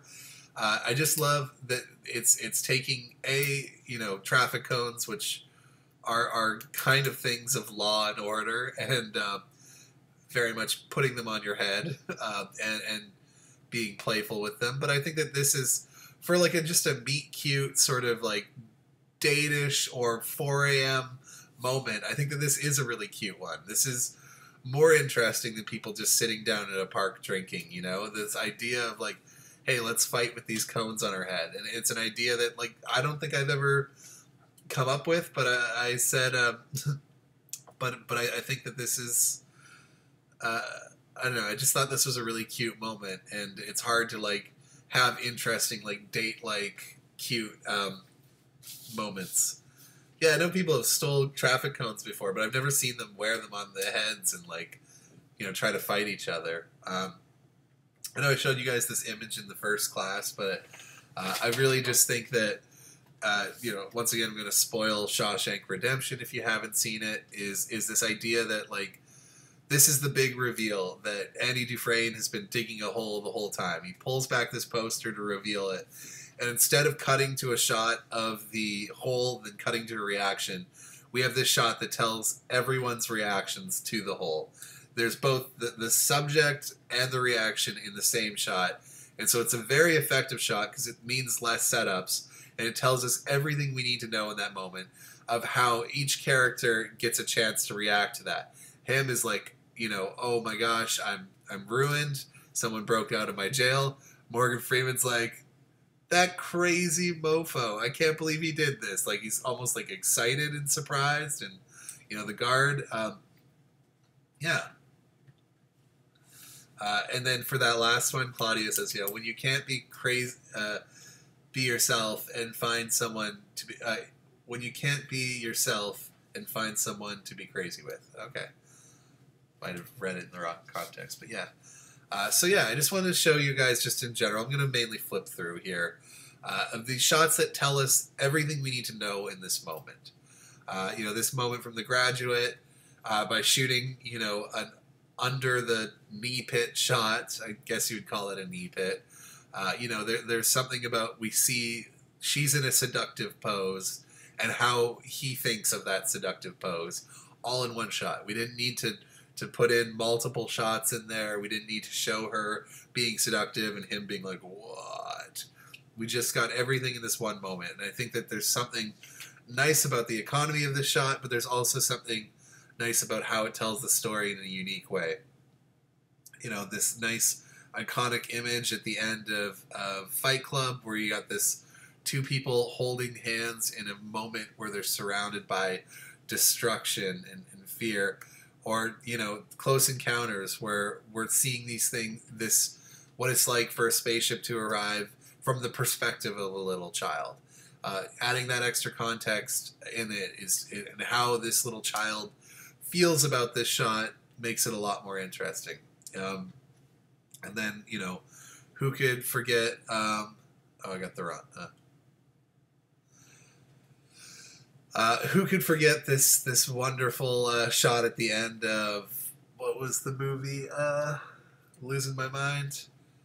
I'm so used to someone in the audience just yelling it out. Jim Carrey was in The Truman Show. So, spoiler for the end of The Truman Show, but the guy finds out everything in his life has been manufactured for reality TV. And the moment where that all kind of comes to a head and we realize just how big this goes is when he takes a ship to the edge of the his fake world and finds out that it's just like a painting on a wall. I think that this is such a beautiful way to show your audience this is the conclusion. Obviously you can do something like this now with visual effects, but they probably did a certain amount of this practical. But would this ending be the same if we didn't have this nice visual reveal? It's so much more interesting than someone just giving the expositional dialogue of actually you're in a movie and this is all a dome, right? But this way that the character revealed it and then we cut back to this wide shot to reveal it's just like a painting at the end of the water. I just thought it was beautiful. Yeah, I'm just gonna, okay. So, just for a moment, just want to kind of now talk about taking these images, putting them together to tell a larger story, montages, etc. So, for instance, I know that I accidentally wrote Sergei Eisenstein, but I realized it's not him. It was who's the one who did the editing. Anyways, doesn't matter too much. Kuleshov, the Kuleshov effect. Okay, so have you guys learned about the Kuleshov effect? Okay, anyways, just to kind of give you guys a little bit of a rewind to some Russian film history and visual storytelling. When editing was just kind of starting, this guy did this experiment, the Kuleshov did this experiment where he used the same shot of a guy's reaction, just giving a generic, I don't know, something like that. And he would cut with a different image in between. So one was that guy's plain reaction, and then we saw a bowl of soup. Then we cut back to him. And it's like, oh, this guy's hungry. Then we do that guy's reaction, the girl in a bikini, and we cut back to him. Oh, that guy is thirsty. That was a good joke. Anyways, so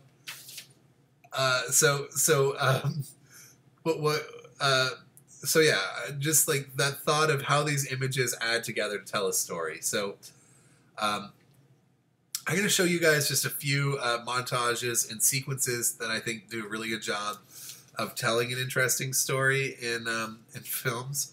But first, let's just have a nice review of what is a montage. Team America. Let's. Oh, I don't mean to do that.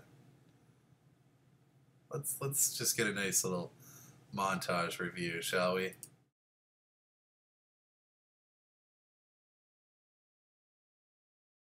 We have to make you a complete soldier in very little time. How are we gonna do that? I think I know just what we need. The hour's approaching to give it your best, and you've got to reach your prime.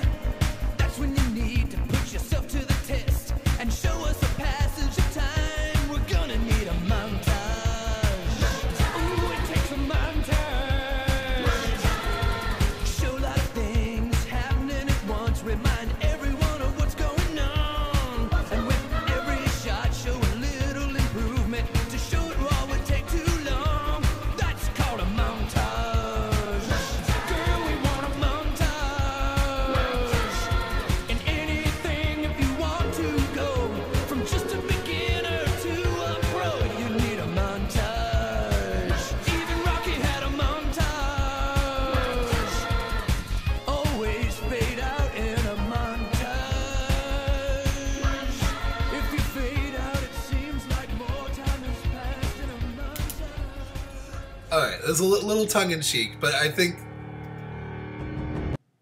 I think that they did a good job of basically explaining what happens in like 80s montages, where you need to see progress before the big third act, whatever thing it is, because they failed in the second act, and then they have to build themselves up, or what have you. But I think that montages, they're a necessary evil, but I want you guys to just see, you know, what we're cutting from and how the progression of it all is going. So don't just necessarily look at like here, like how are we watching these images and building this full context of story.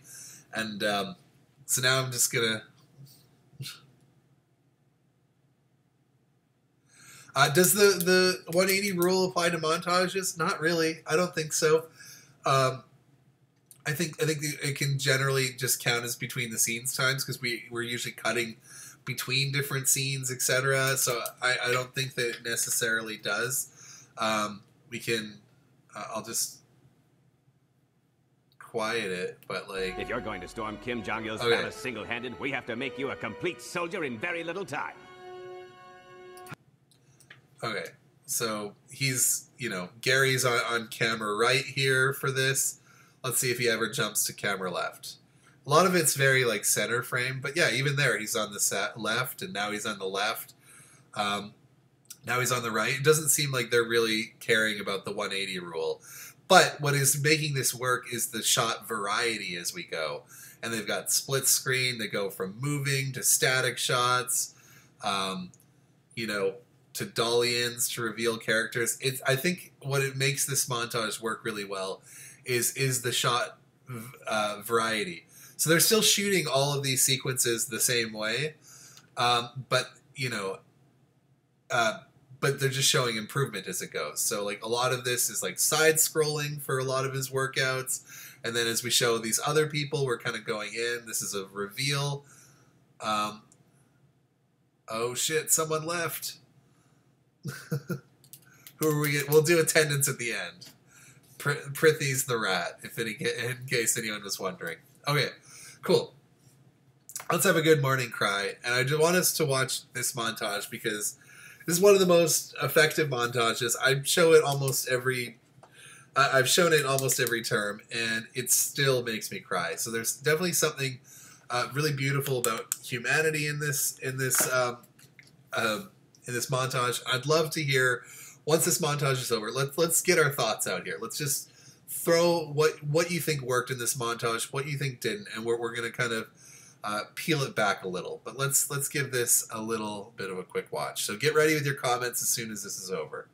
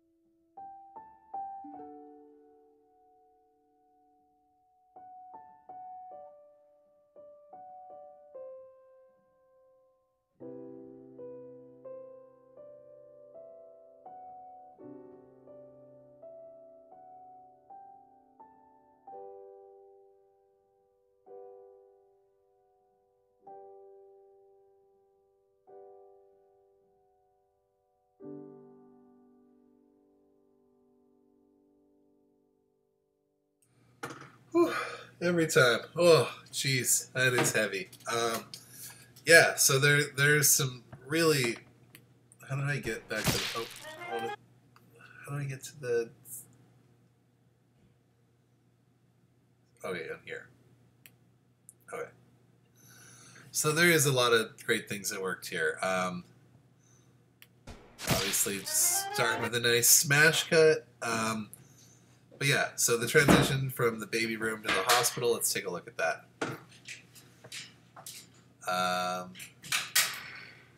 Where do we go to the hospital the first time? Okay. Oh yeah, this is beautiful. Wait, stream stopped?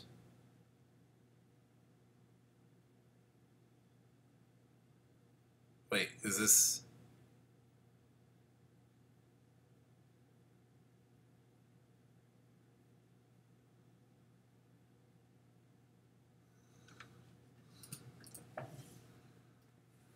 Oh no!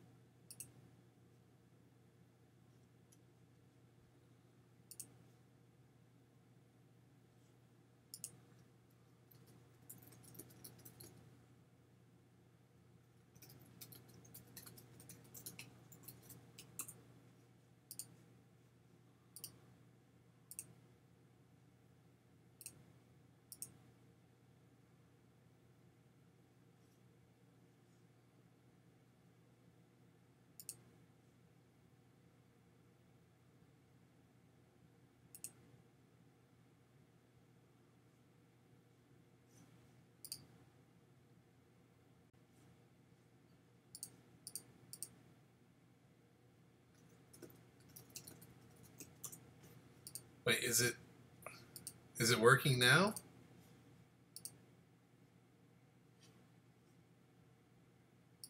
No? Okay, so I'm back. Okay.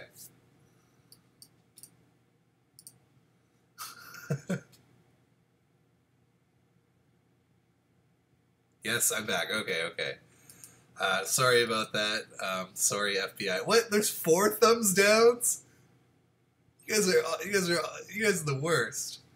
Ooh, which 4 of you guys gave this video a thumbs down? Okay, we're back. Okay, so I won't play it so I don't get that strike again. But thank you for acknowledging that. But yeah, there's some really. All right, I'll just minimize that. Okay, so it is working. So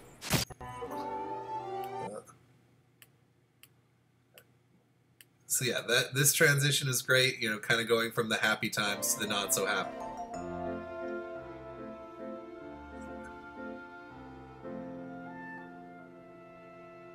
Beautiful to that really tragic frame within a frame there. Yeah, whoever ratted me out to the FBI, you're dead to me. Okay. This transition's really great because it's the visual storytelling working with the music too. The camera pulls back, then the music takes a shift, and as the music takes a shift, the camera shifts over, and yeah, sure, I'll mute the video here. Playing with fire here.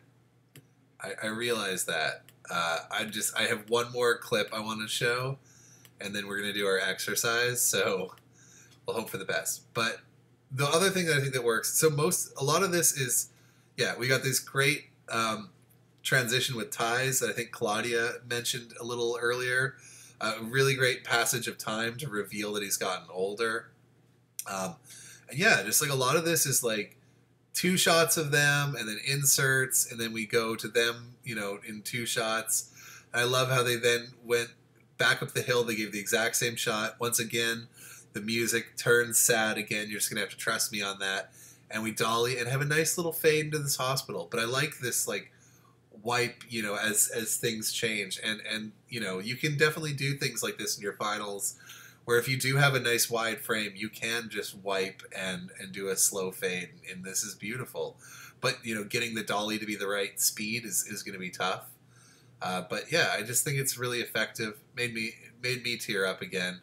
I guess you guys didn't get to watch the whole thing because it FBI'd me a little quicker than we would like. But yeah. Anyways, I want to show one more montage. Let's go. I'm teaching class from here today. Oh. Have a nice day. Okay, so I got one more montage that I want us to just quickly watch. You know, have you guys seen Drive before? I think this opening scene is one of my favorite car chase scenes, and the thing that I think is most impressive about it is how we maybe for one, there's probably like 2 shots that are like dangerous car stunts. Everything else in this is just cars going slowly, and I think that we tend to like have a lot of Hollywood movies where everything's got to explode and slam into each other, etc. And I think that this is a really nice car chase scene that does none of those things, and is done for a pretty reasonable budgetary. I've seen the trailer. Okay,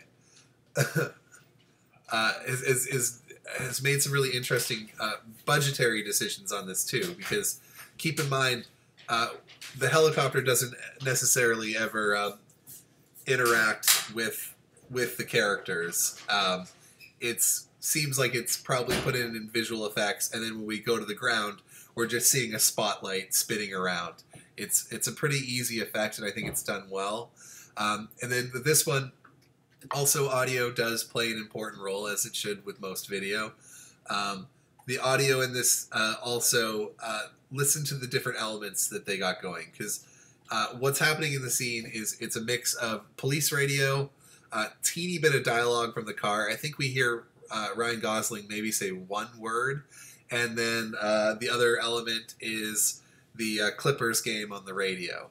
And using those 3 monotonous sound elements, as well as this slow burn chase scene, I think they build a very interesting, suspenseful chase. And yeah, it's one of my favorite car chases, and there's only like one scene where a car is like legit speeding. So let's take a look.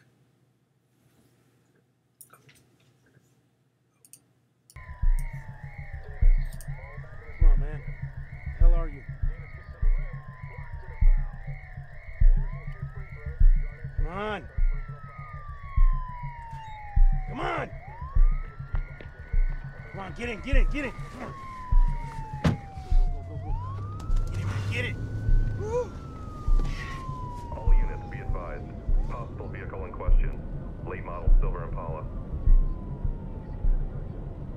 Car 16 to dispatch. We've sealed up the south perimeter and moving on.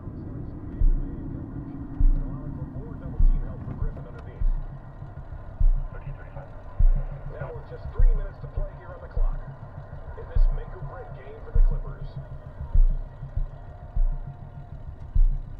Davis to the line now for 2.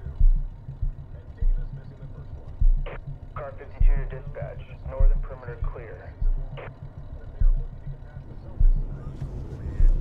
All units continue search. Can't relax, man. Davis hitting the second though, and that brings his team to within 4. Pierce off the dribble to Garnett, who is quickly double-teamed and pressed. It's pretty quiet out here. Garnett out to Rondo. Car 52 to dispatch. Heading eastbound on Spit. Comes down with another rebound. Copy that, car 52. Let's get out of here. Are really being forced out of the paint and are having to settle for long outside shots, which is not going to help them against this now very aggressive and confident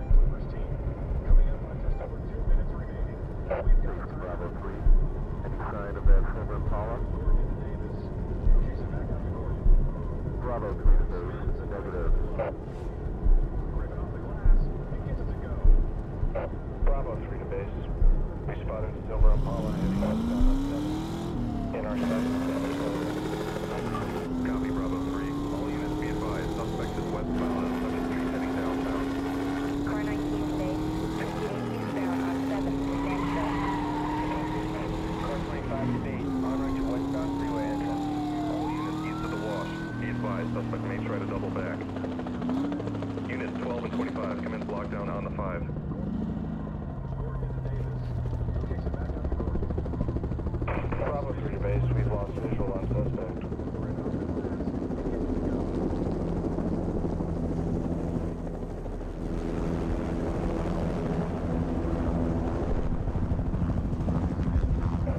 Base Bravo 3. Possible gang shooting in progress. Proceed immediately to Washington and La Brea. Copy base. Bravo 3 heading south. All units be advised. Suspect may be hiding under Santa Fe viaduct. Allen down the Garnett. Missing the fadeaway. Gordon brings it up quickly, finding Davis. The race at 3. Be advised, suspect last seen near 7th and Santa Fe. All westbound units converge. Check all viaducts and dead-end streets. Car 12 to base. Eastbound freeway entrance sealed. Rondo looking. Gives it to Pierce. Pierce turns. Back out. Rondo fakes. Dribbles. Puts up the 3. Won't go. Rebound Camden. This game now coming down to the wire. Clippers trying to hold on to their 2-point lead for the win. Gordon pulls up from behind the arc.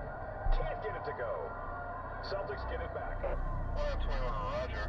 Visual on a silver Paul, possibly using 211 and below. Gordon spins and finds Griffin low. Celtics get it back. 10 seconds on the clock. Clippers pressure. Pierce passes to Rondo. Stolen by Griffin.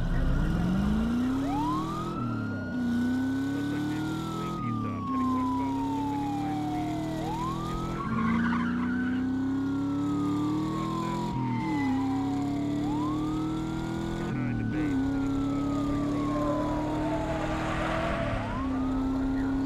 Clippers ball. 5 seconds on the clock and no timeouts remaining. Rondo looking. 4, 3, 2, 1. The Los Angeles Clippers have won. It's pandemonium here at Staples Center as these 15,000 fans continue their celebration into the streets of Los Angeles as Clipper Nation is in the playoffs.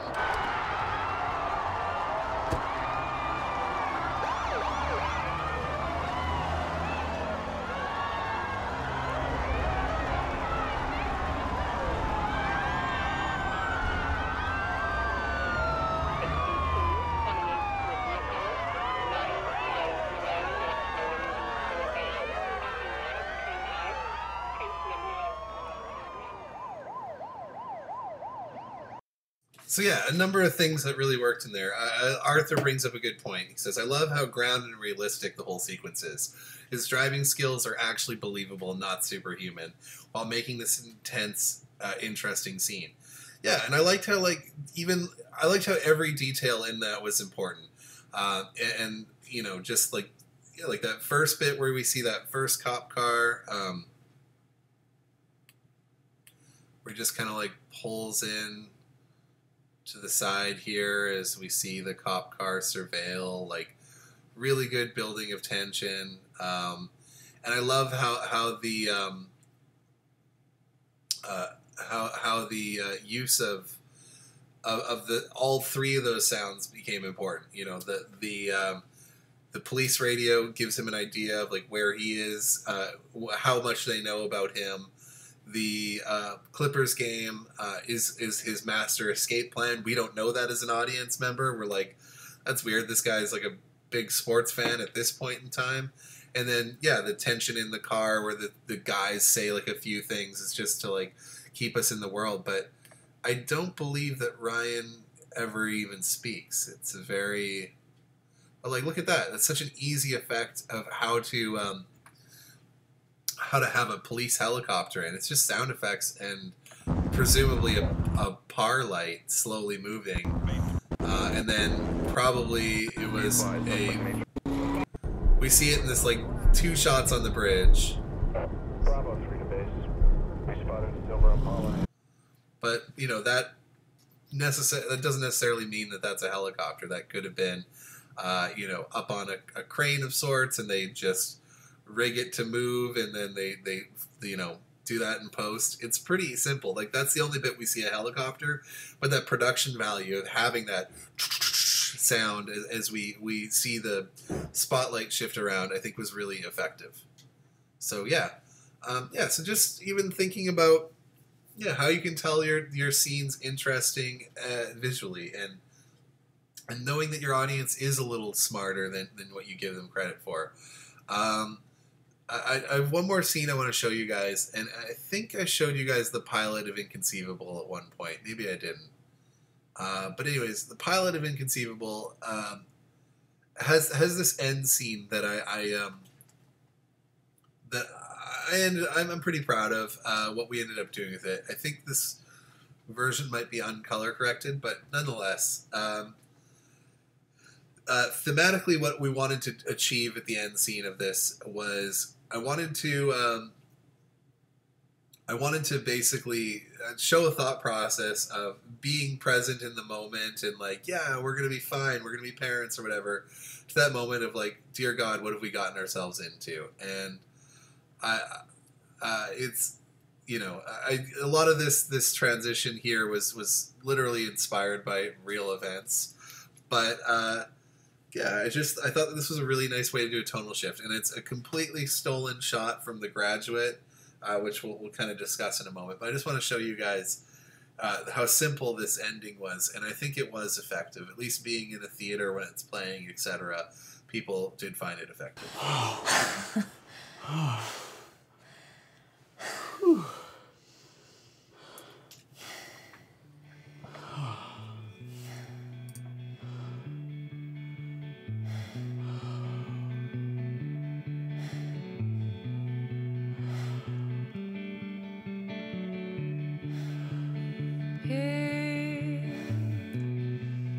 I am waiting to take your hand. Do we salvage what we've got left or lay this love to rest?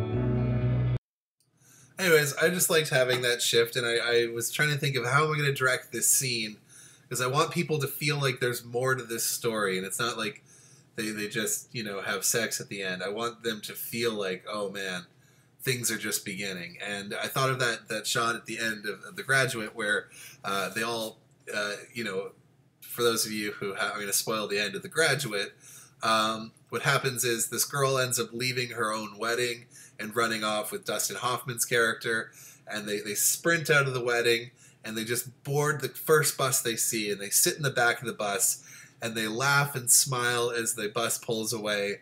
And once the bus has pulled away for a good minute, they all of a sudden go from this jovial, things are awesome, I can't believe we just ran away from your wedding, to really thinking about the implications of what they did. And they really start thinking and freaking out internally. And by the end, they're just quiet, not touching each other, and just staring and being like, what have I done to my life? And I thought that was a really interesting way to communicate that. And like I said, sometimes you got to steal like an artist, and that's what we did there for that.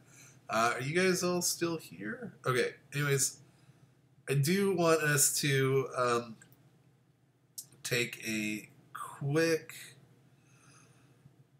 break in a minute. Are you guys still here? Is this still working? Is it just quiet? Okay. That's Wayne's World 2. Okay, good. I'm glad. Cool. Nice. Okay, I'm going to show one more video, and then I got a little quick assignment for you guys to do during class time. It won't take that long, and then we can, then we can just quickly go over what you guys do, and yeah, let's do that. Sweet. Actually, let's go right into it. I'm not going to show this last clip because I know this is a great one. I highly recommend you guys search Visual Comedy of Edgar Wright. It's a great video on the internet. Everyone write that down. Watch that after. I want to talk about the assignment that you guys are doing, and then I want to tell you guys about the assignment I want you guys to do during this class time, okay? Okay, so What I want you guys to do is I want you guys to make your last 1 minute film. I have a couple different requirements. So for your last film, I want you guys to not rely on dialogue to tell the story. It can be completely silent. It can have dialogue, but I want you guys to focus on telling the story visually. And beyond that, it's pretty open-ended. I want you guys to make one last 1 minute film, and I want you guys to push yourselves. I want you guys to do something that really pushes you outside your comfort zone, try something new, and I want you guys to really experiment. This is your last time where you have free range to experiment. I know that a lot of the other classes you have don't give you that amount of experimental space, so it's a safe place, this class. I want you guys to experiment. I want you guys to all come up with a 1 minute film that really shows a number of the things that we discussed in this term. I want you guys to have nice transitions in there. I want you guys to tell this story visually. Maybe move the camera for emotional impact. Have actor motivated blocking. So you've got 1 week, I think. When is this one due? It's due...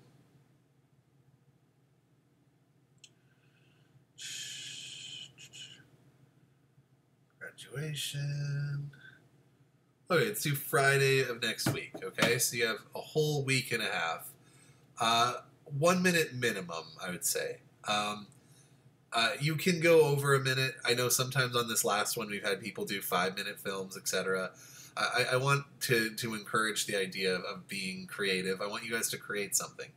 So 1 minute is just a guideline. This is all guidelines. I want you guys to make a project that you're proud of. That would be the number one goal here, okay?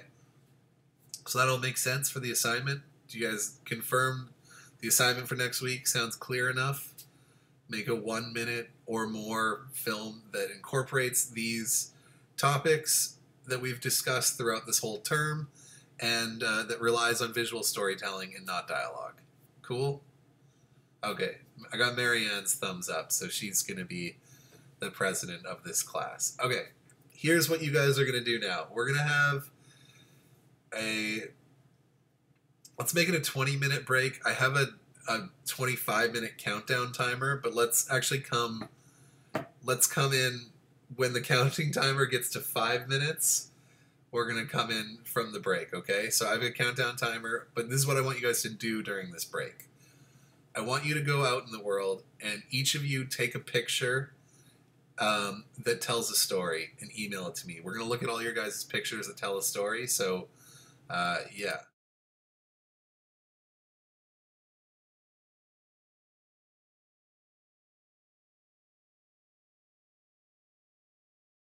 Okay, I'm still here. So, yeah, go out in the world, take a photo that tells a story. It can be posed or documentary style. Email that photo to jmccarthy@vfs.com before the timer hits 0. Class will begin when the timer hits 5 minutes. Maybe I can quickly... oh, I can do that. I can change it.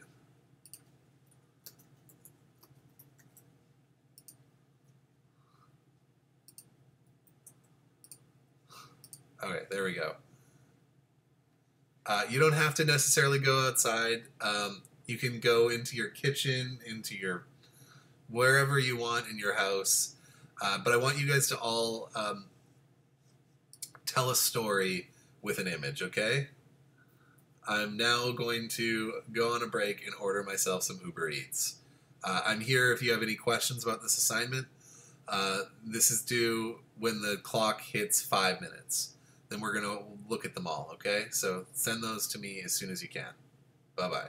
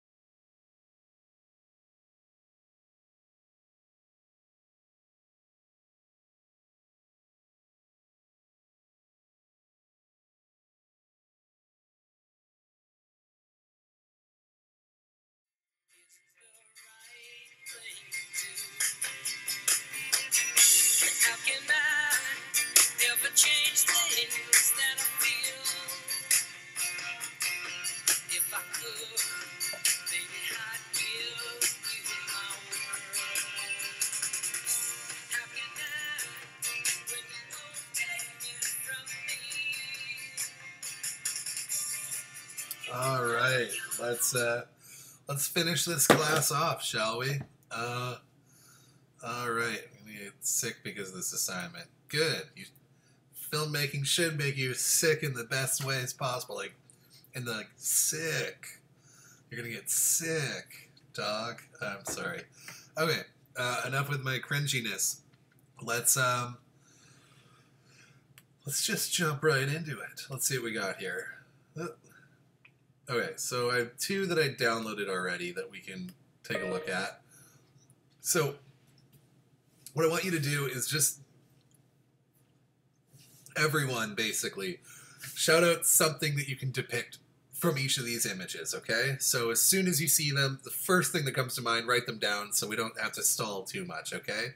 So starting now, this shot here, you know, I think that one thing I do like is because this shot is an over-the-shoulder on Anakin or whomever it may be, it really kind of puts us from his perspective. We're kind of seeing the way Darth Maul is looking at him, which is quite nice. I like that they're fighting in the snow, but what do you guys think?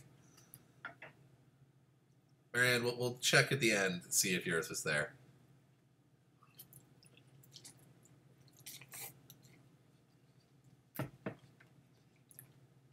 High ground, he's got the high ground. Okay, that's an interesting bit of perspective there. Yeah, good foreground. It's nice foreground because like the shot really draws your attention to Darth Maul there, but I do love how you very much know what's happening in the foreground. You don't need to see that objective, Gabriel says. I don't know, I feel like it's almost subjective by being behind the foreground guy in a way. R.I.P. Qui-Gon, yeah.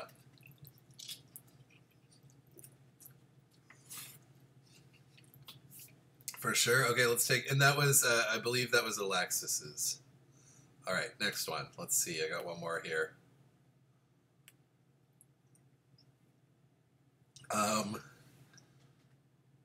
You send it to... so yeah, you guys get your notes all ready for this one.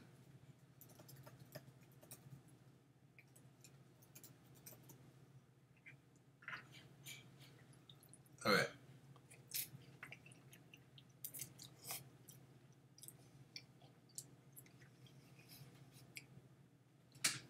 Oh.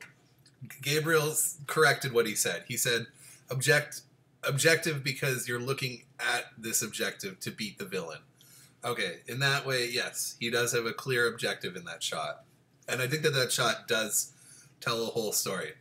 Let's talk about this one. Who's got anything to say about this one? Is perhaps something to do with the fact that we're, maybe not seeing that much sun and there's less vitamin D. This person is lacking the D in their life. What is the symbolism we can take from there? Is the Coca-Cola important in this shot? What can you guys deduct from this? Alan says war. Good storytelling there, says David. But why?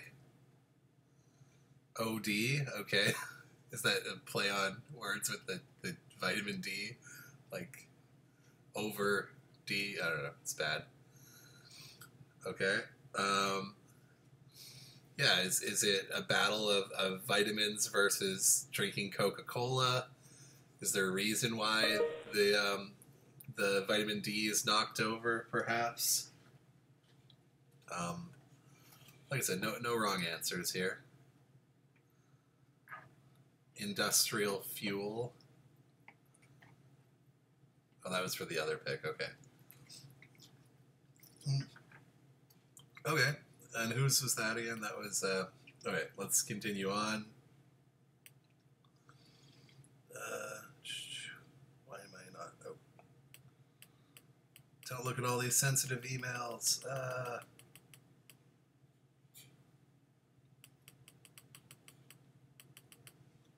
All right, here we go. Oh, no. Getting closer. Okay, here we go. Arthur, I think Arthur was one of those ones we just opened. I think his was the vitamin D one. Let's triple check. Yeah. Okay. Christian's got one here.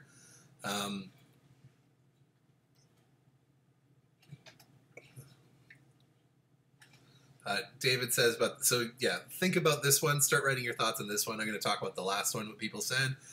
We can tell that person is taking pills to be healthy, but drinks Coca-Cola, and that's not healthy. There we go. There's a nice juxtaposition. We can tell, we don't know what's inside what we consume, even though it's supposed to be good for us. That's an interesting thing to take from that. We get vitamins, but we also drink Coke. Busy life, Claudia says. Interesting.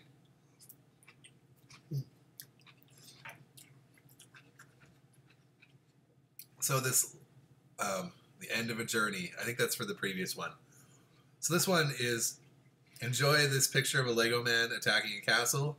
Yeah, I think it almost seems like the beginning of a journey. He's about to, like, that moment, he's bracing himself before he jumps in there. But yeah, I'll keep hearing your guys' thoughts. I'm going to go on to the next picture. Oh, Alexis, we just saw.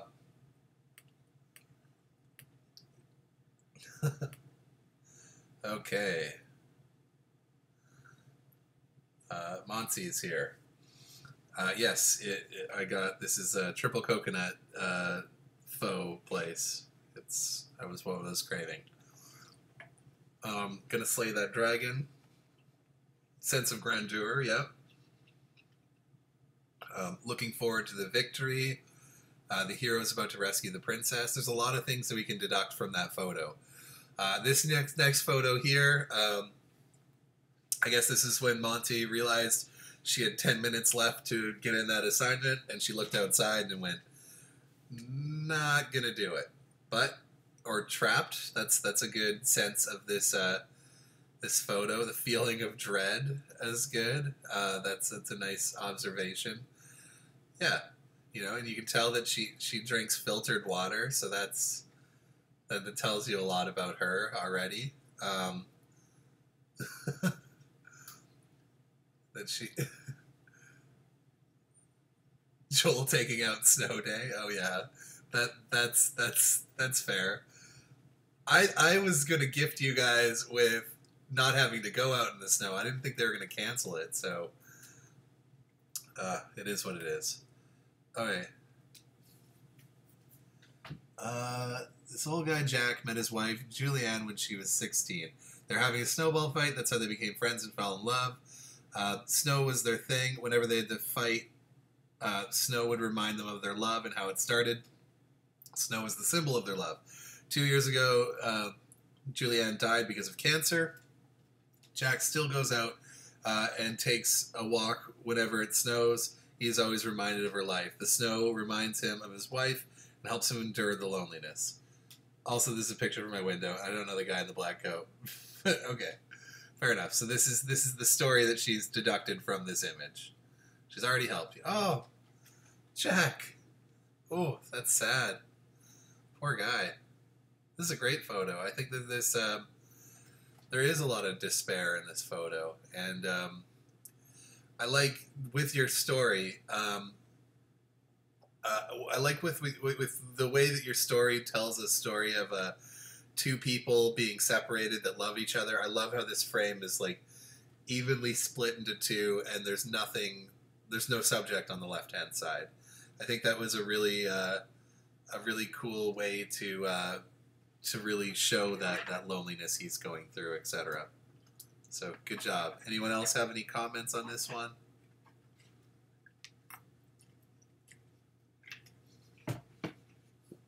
Okay. Good job. I'm sure there will be some comments coming.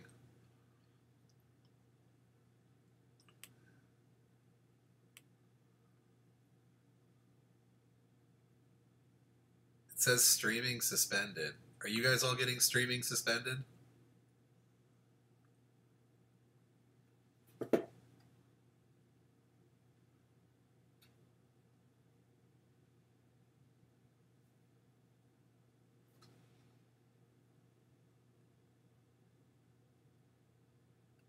Is this a thing that we're all getting? Are you guys having problems with the stream right now?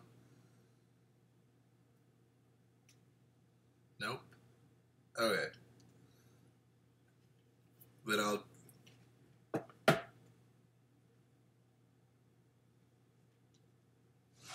Okay, cool. Okay, so we've got the previous one that we were going to talk about, the Prithis. So if you guys have any to add on to that, we also have this nice shot of a bird in this tree. So let's get a little closer to this guy. This little guy. Very nice.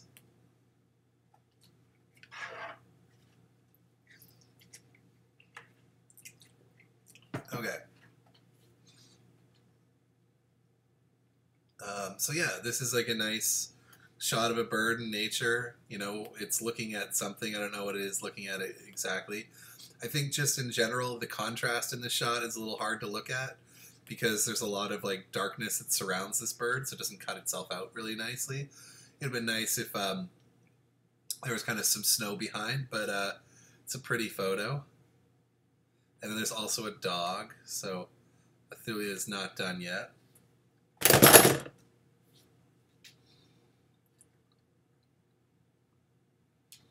Okay, this dog. What's the story here? What?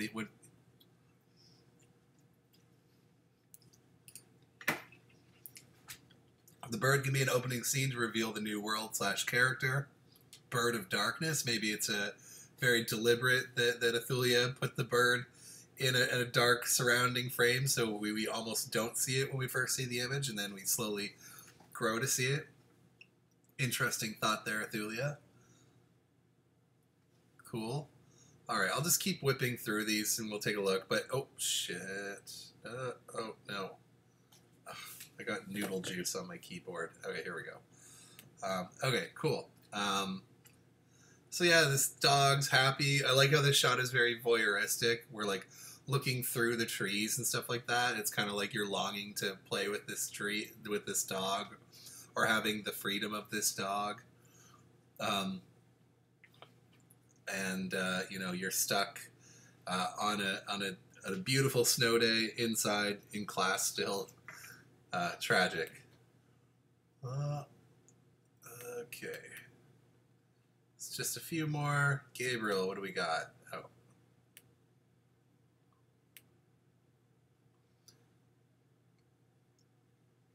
Dog reminds me of joy, naivety, maybe excitement. LOL. Dog reminds me I cannot go play outside. You can. After this class is over, you're welcome to. I won't stop you. Okay, this is a nice, interesting shot. A clean plate and a dirty plate. What can we learn from this shot? It looks like the person on the left was never there. You know, the chair's tucked in, everything's untouched, whereas the other one, the chair's pulled out, and there's food left on the plate. What else can you guys deduct from this photo?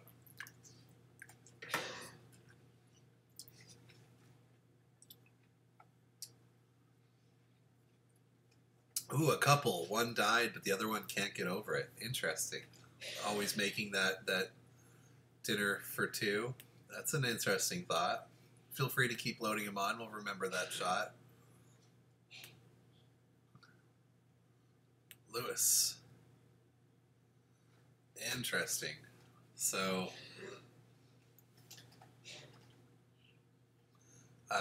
someone won a music award, I presume. Monte says about the last one, holding on to a memory of someone that is not there anymore. Plate, loneliness, or like somebody abandoned or one. Okay, this photo, you know, it looks like this person won an award. They're maybe leaving the Filum. Okay, this is the final that you guys are doing. A Star is Born. But what can we learn from this photo specifically? What does this composition tell us?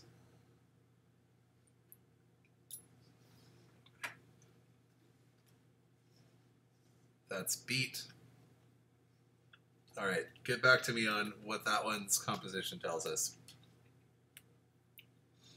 Mao's got 2 here. This is the 1 picture assignment she says as she sends 2 images. Okay. Hanging out with Little Dicky in the snow. Okay, I feel like this other image is going to complement it. But, yeah. He's taking a photo, it looks like. I don't know, or he's squatting to look on his phone. I'm a little confused at what the story is here, but let me know. As far as the last one, Hope, someone said, chasing your dreams. When you think you're good enough, that's when you stop getting better at it. Interesting. Awards getting in the way of art. I like that. That's a really interesting point because he's put the guitar away and like his new pride and joy is the guitar. I think that was a really insightful addition there, Thulia. Okay, her picture works with San Diego's. Will it let me do them both at the same time?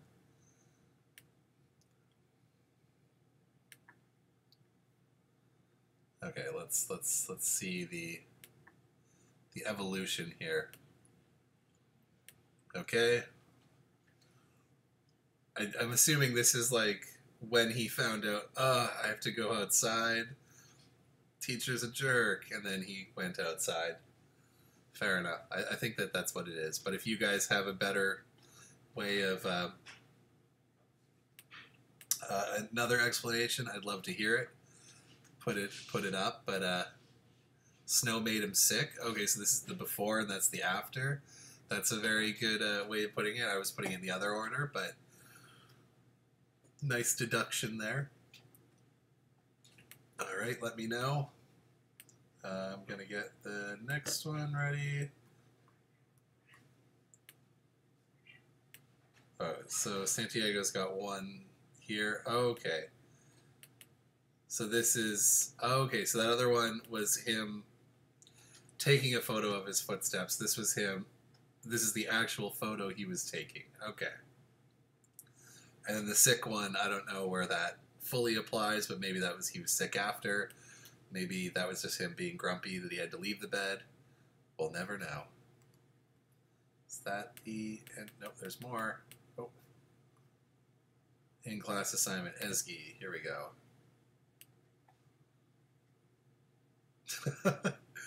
This is a great one. I think that I actually really... I really love this photo. It tells me a lot about whoever owns this fridge. I love how we can't see any food in this fridge except for saved McDonald's sauces. So what we could probably conclude is that this person is maybe not super high class. Maybe it's the student life. But I love like the penny pinching aspect of like saving McDonald's ketchup. Like I can understand why you would save like sweet and sour sauce and stuff like that. But like, yeah, and it's not just McDonald's. If you look in the front here, there's like a different kind of ketchup there. So this is like, it's a good habit, but like, yeah, it's a really interesting shot. Like I would love to see a film where we cut to the fridge and this is someone's fridge and it's like, oh, there's a lot you can learn about a character there. I love this. It's a really, really good character building shot. Student life, Claudia says. How much Esgy loves sauces. For sure. And then another Athulia added something to the footprints one, that it's an invisible man. Interesting. And then she also took this photo, which is, you know, a nice establishing shot, but what's going on down here? What's the story? This is a construction worker who's got to go to work on a day like today. maybe that's the case. Not fully sure what the story is here, but if you guys have an idea, share it. Okay, I'm just gonna plow through a little bit quicker. But if you want, just make sure you have an idea. You tell me like what image you're referencing in your comments. Full-sized render.jpg. Oh, Thulia with that last one, a getaway van. That's nice. And Ezgi says, those are there since I came to my place. I don't know if I believe her, but she claims hashtag not my sauce. So we'll see. Okay.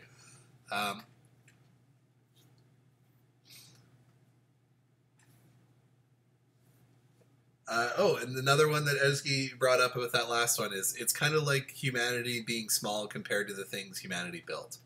I actually think that's a really nice insight on that last shot. And I love this one here where like it's like, I guess it's like the expectations that you get from taking these pills or what you're hoping to achieve with these pills. Who was the one who did this? I'd love to hear what your intention was, because that was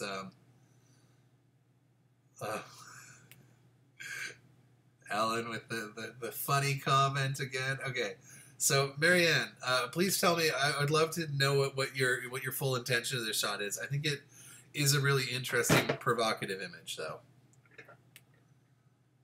Okay, Kenzo.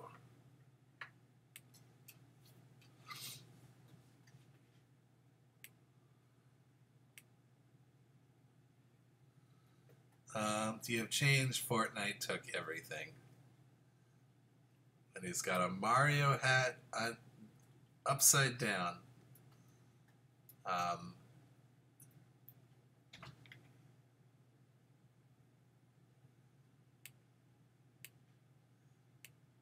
Oh, Bowser. Okay.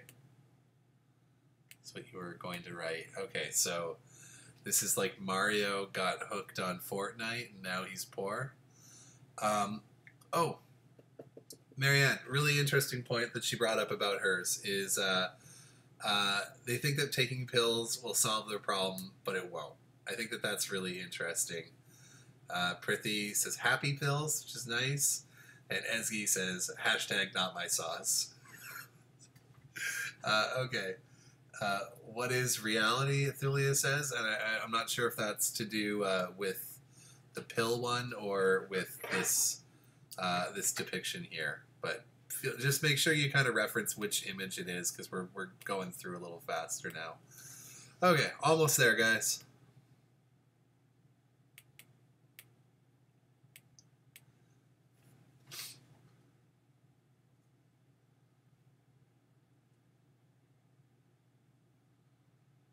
Well, this is pretty. I don't know if this was shot today. It looks far too not snowy, but yeah, it almost looks like this person is about to venture up that mountain, and we're kind of seeing it behind them, which almost makes us empathize with what this person has to do, because we see that this is a person looking at this being like, I'm going to climb that mountain. That's at least what I see from this one. Feel free to tell me what you see. That was Brian. Claudia.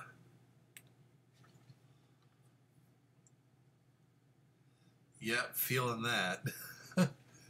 What is in her hand is the... Let's see what the extra details are. Okay, so that's a piece of mail that she has opened. She is sad or cold or both outside. Claudia, what was your idea behind this this image, and what do you guys think about this image and what it is? I love this reflection that we have underneath, where like the windows are almost being paired there, and it has that nice contrast with the blanket that goes all the way to the camera. But I'd love to hear what your idea is. Cool. Nice. Kenny Choi.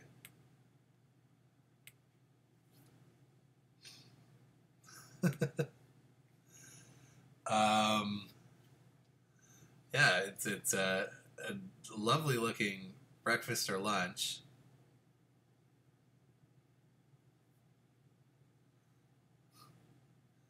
and a dog staring at it, but obediently. Oh yeah, that last one. I think that had really nice colors for a nostalgic vibe. For me, this really shows that a dog has obedience. It's a little bit. It's got some leading lines lining up to here, but because it's so kind of off kilter and stuff like that, I think it's it feels a little unbalanced of a frame to me. But yeah, tragic story of a dog wanting something that the owner's not letting it, so the dog has to resist temptation.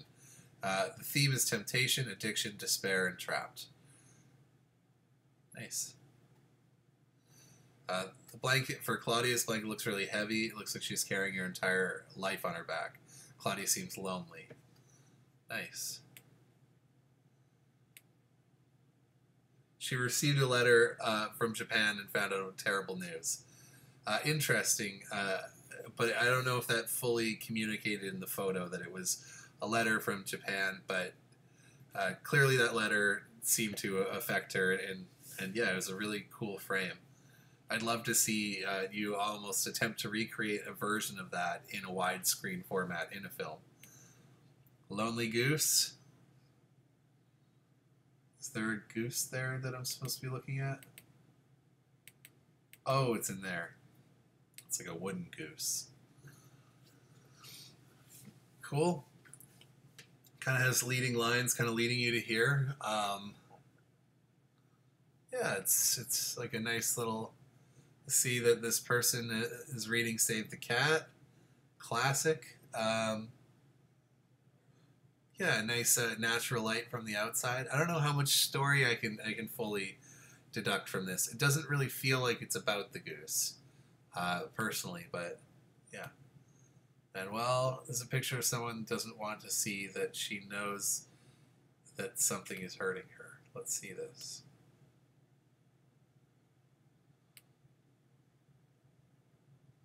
That is weird. What am I looking at? Is that a mannequin head and hand? Interesting. I like the bleeding eyes visual and the not having the face. It's definitely an interesting photo to look at. I'd love to hear what you guys think of this one as well. Just jump in with them. In case you didn't receive my previous email, I think this is the same picture. But a beautiful photo nonetheless. I love this going into the foreground there. It's really nice. Can we actually tell if it is a letter from Japan? Oh, no, where'd it go? Not really, no. Not even if we zoom in that far. But it's still a letter that is making her cry, and I buy that. And then finally, the Najaf himself. All right, here we go.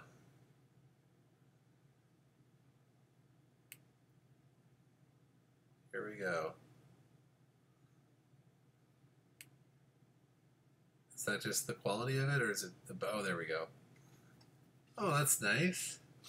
A kid enjoying the snow day. And, well, why do you have that mannequin at your house? This is a nice little shot of enjoying the snow on a day like today. I'm glad you made it outside. The kid looks a bit lonely. Definitely looks cold out there. What else do you guys get from this photo and the last few photos? And oh my gosh, it's snowing harder. Ugh. Cool. So yeah, get your last remarks in there. Snow's not going to help me. No, snow's not going to stop me, Alan. Fun. Great. So yeah, that's pretty much the class for today. Did this all work out? Was this easy enough to track, or was this pure chaos for you guys? I'd love to hear your thoughts, because it was a bit of a far-fetched pitch yesterday to do this, but I really thought I was sparing you guys from coming in, and I'm glad that we aren't missing a beat for next week. The assignment clear to everyone? Clear as crystal clear? Pretty easy, good. Fun. I think Gabriel was saying that about the previous image, but I'll take fun as the answer to this class. Yeah. Anyways, if anyone has any questions about what to do for the assignment, Maybe some classes. It's nice to be able to have that interaction where you guys can talk in this. But if there's another weather day where it's looking hairy, I might do this again if you guys seem like you had a good class. And yeah, so have a relaxing rest of your day. This is due next Friday. And sorry for going 17 minutes over. I blame that on the 30-second delay. Yeah, let's really push ourselves hard with this final project. I really want to see you guys push yourselves hard, and that's what I'm really marking you on, is how much you're raising the bar for yourself. You guys have all done a great job of creating videos, and now I'm taking that bar that you guys have all set for yourselves, and that's what I'm marking your next one on. Are you able to go above and beyond what you've already brought to this class? That's what I want to see, and I know you guys can. Cool. Anyways, I'm going to go fuck off. Although, since I do have this setup going, I might be doing a film festival of sorts in the afternoon on my main channel. Show some really cool Vancouver-made content and stuff like that. Stuff that you may have not seen. So, if you guys are bored and you want to watch some good local short films, maybe features, I think I might be doing a stream of sorts on This Is a Spoon Studios. But just enjoying my snow day. Living my best life. Anyways, adios. Good class. I gotta remember how to turn this thing off.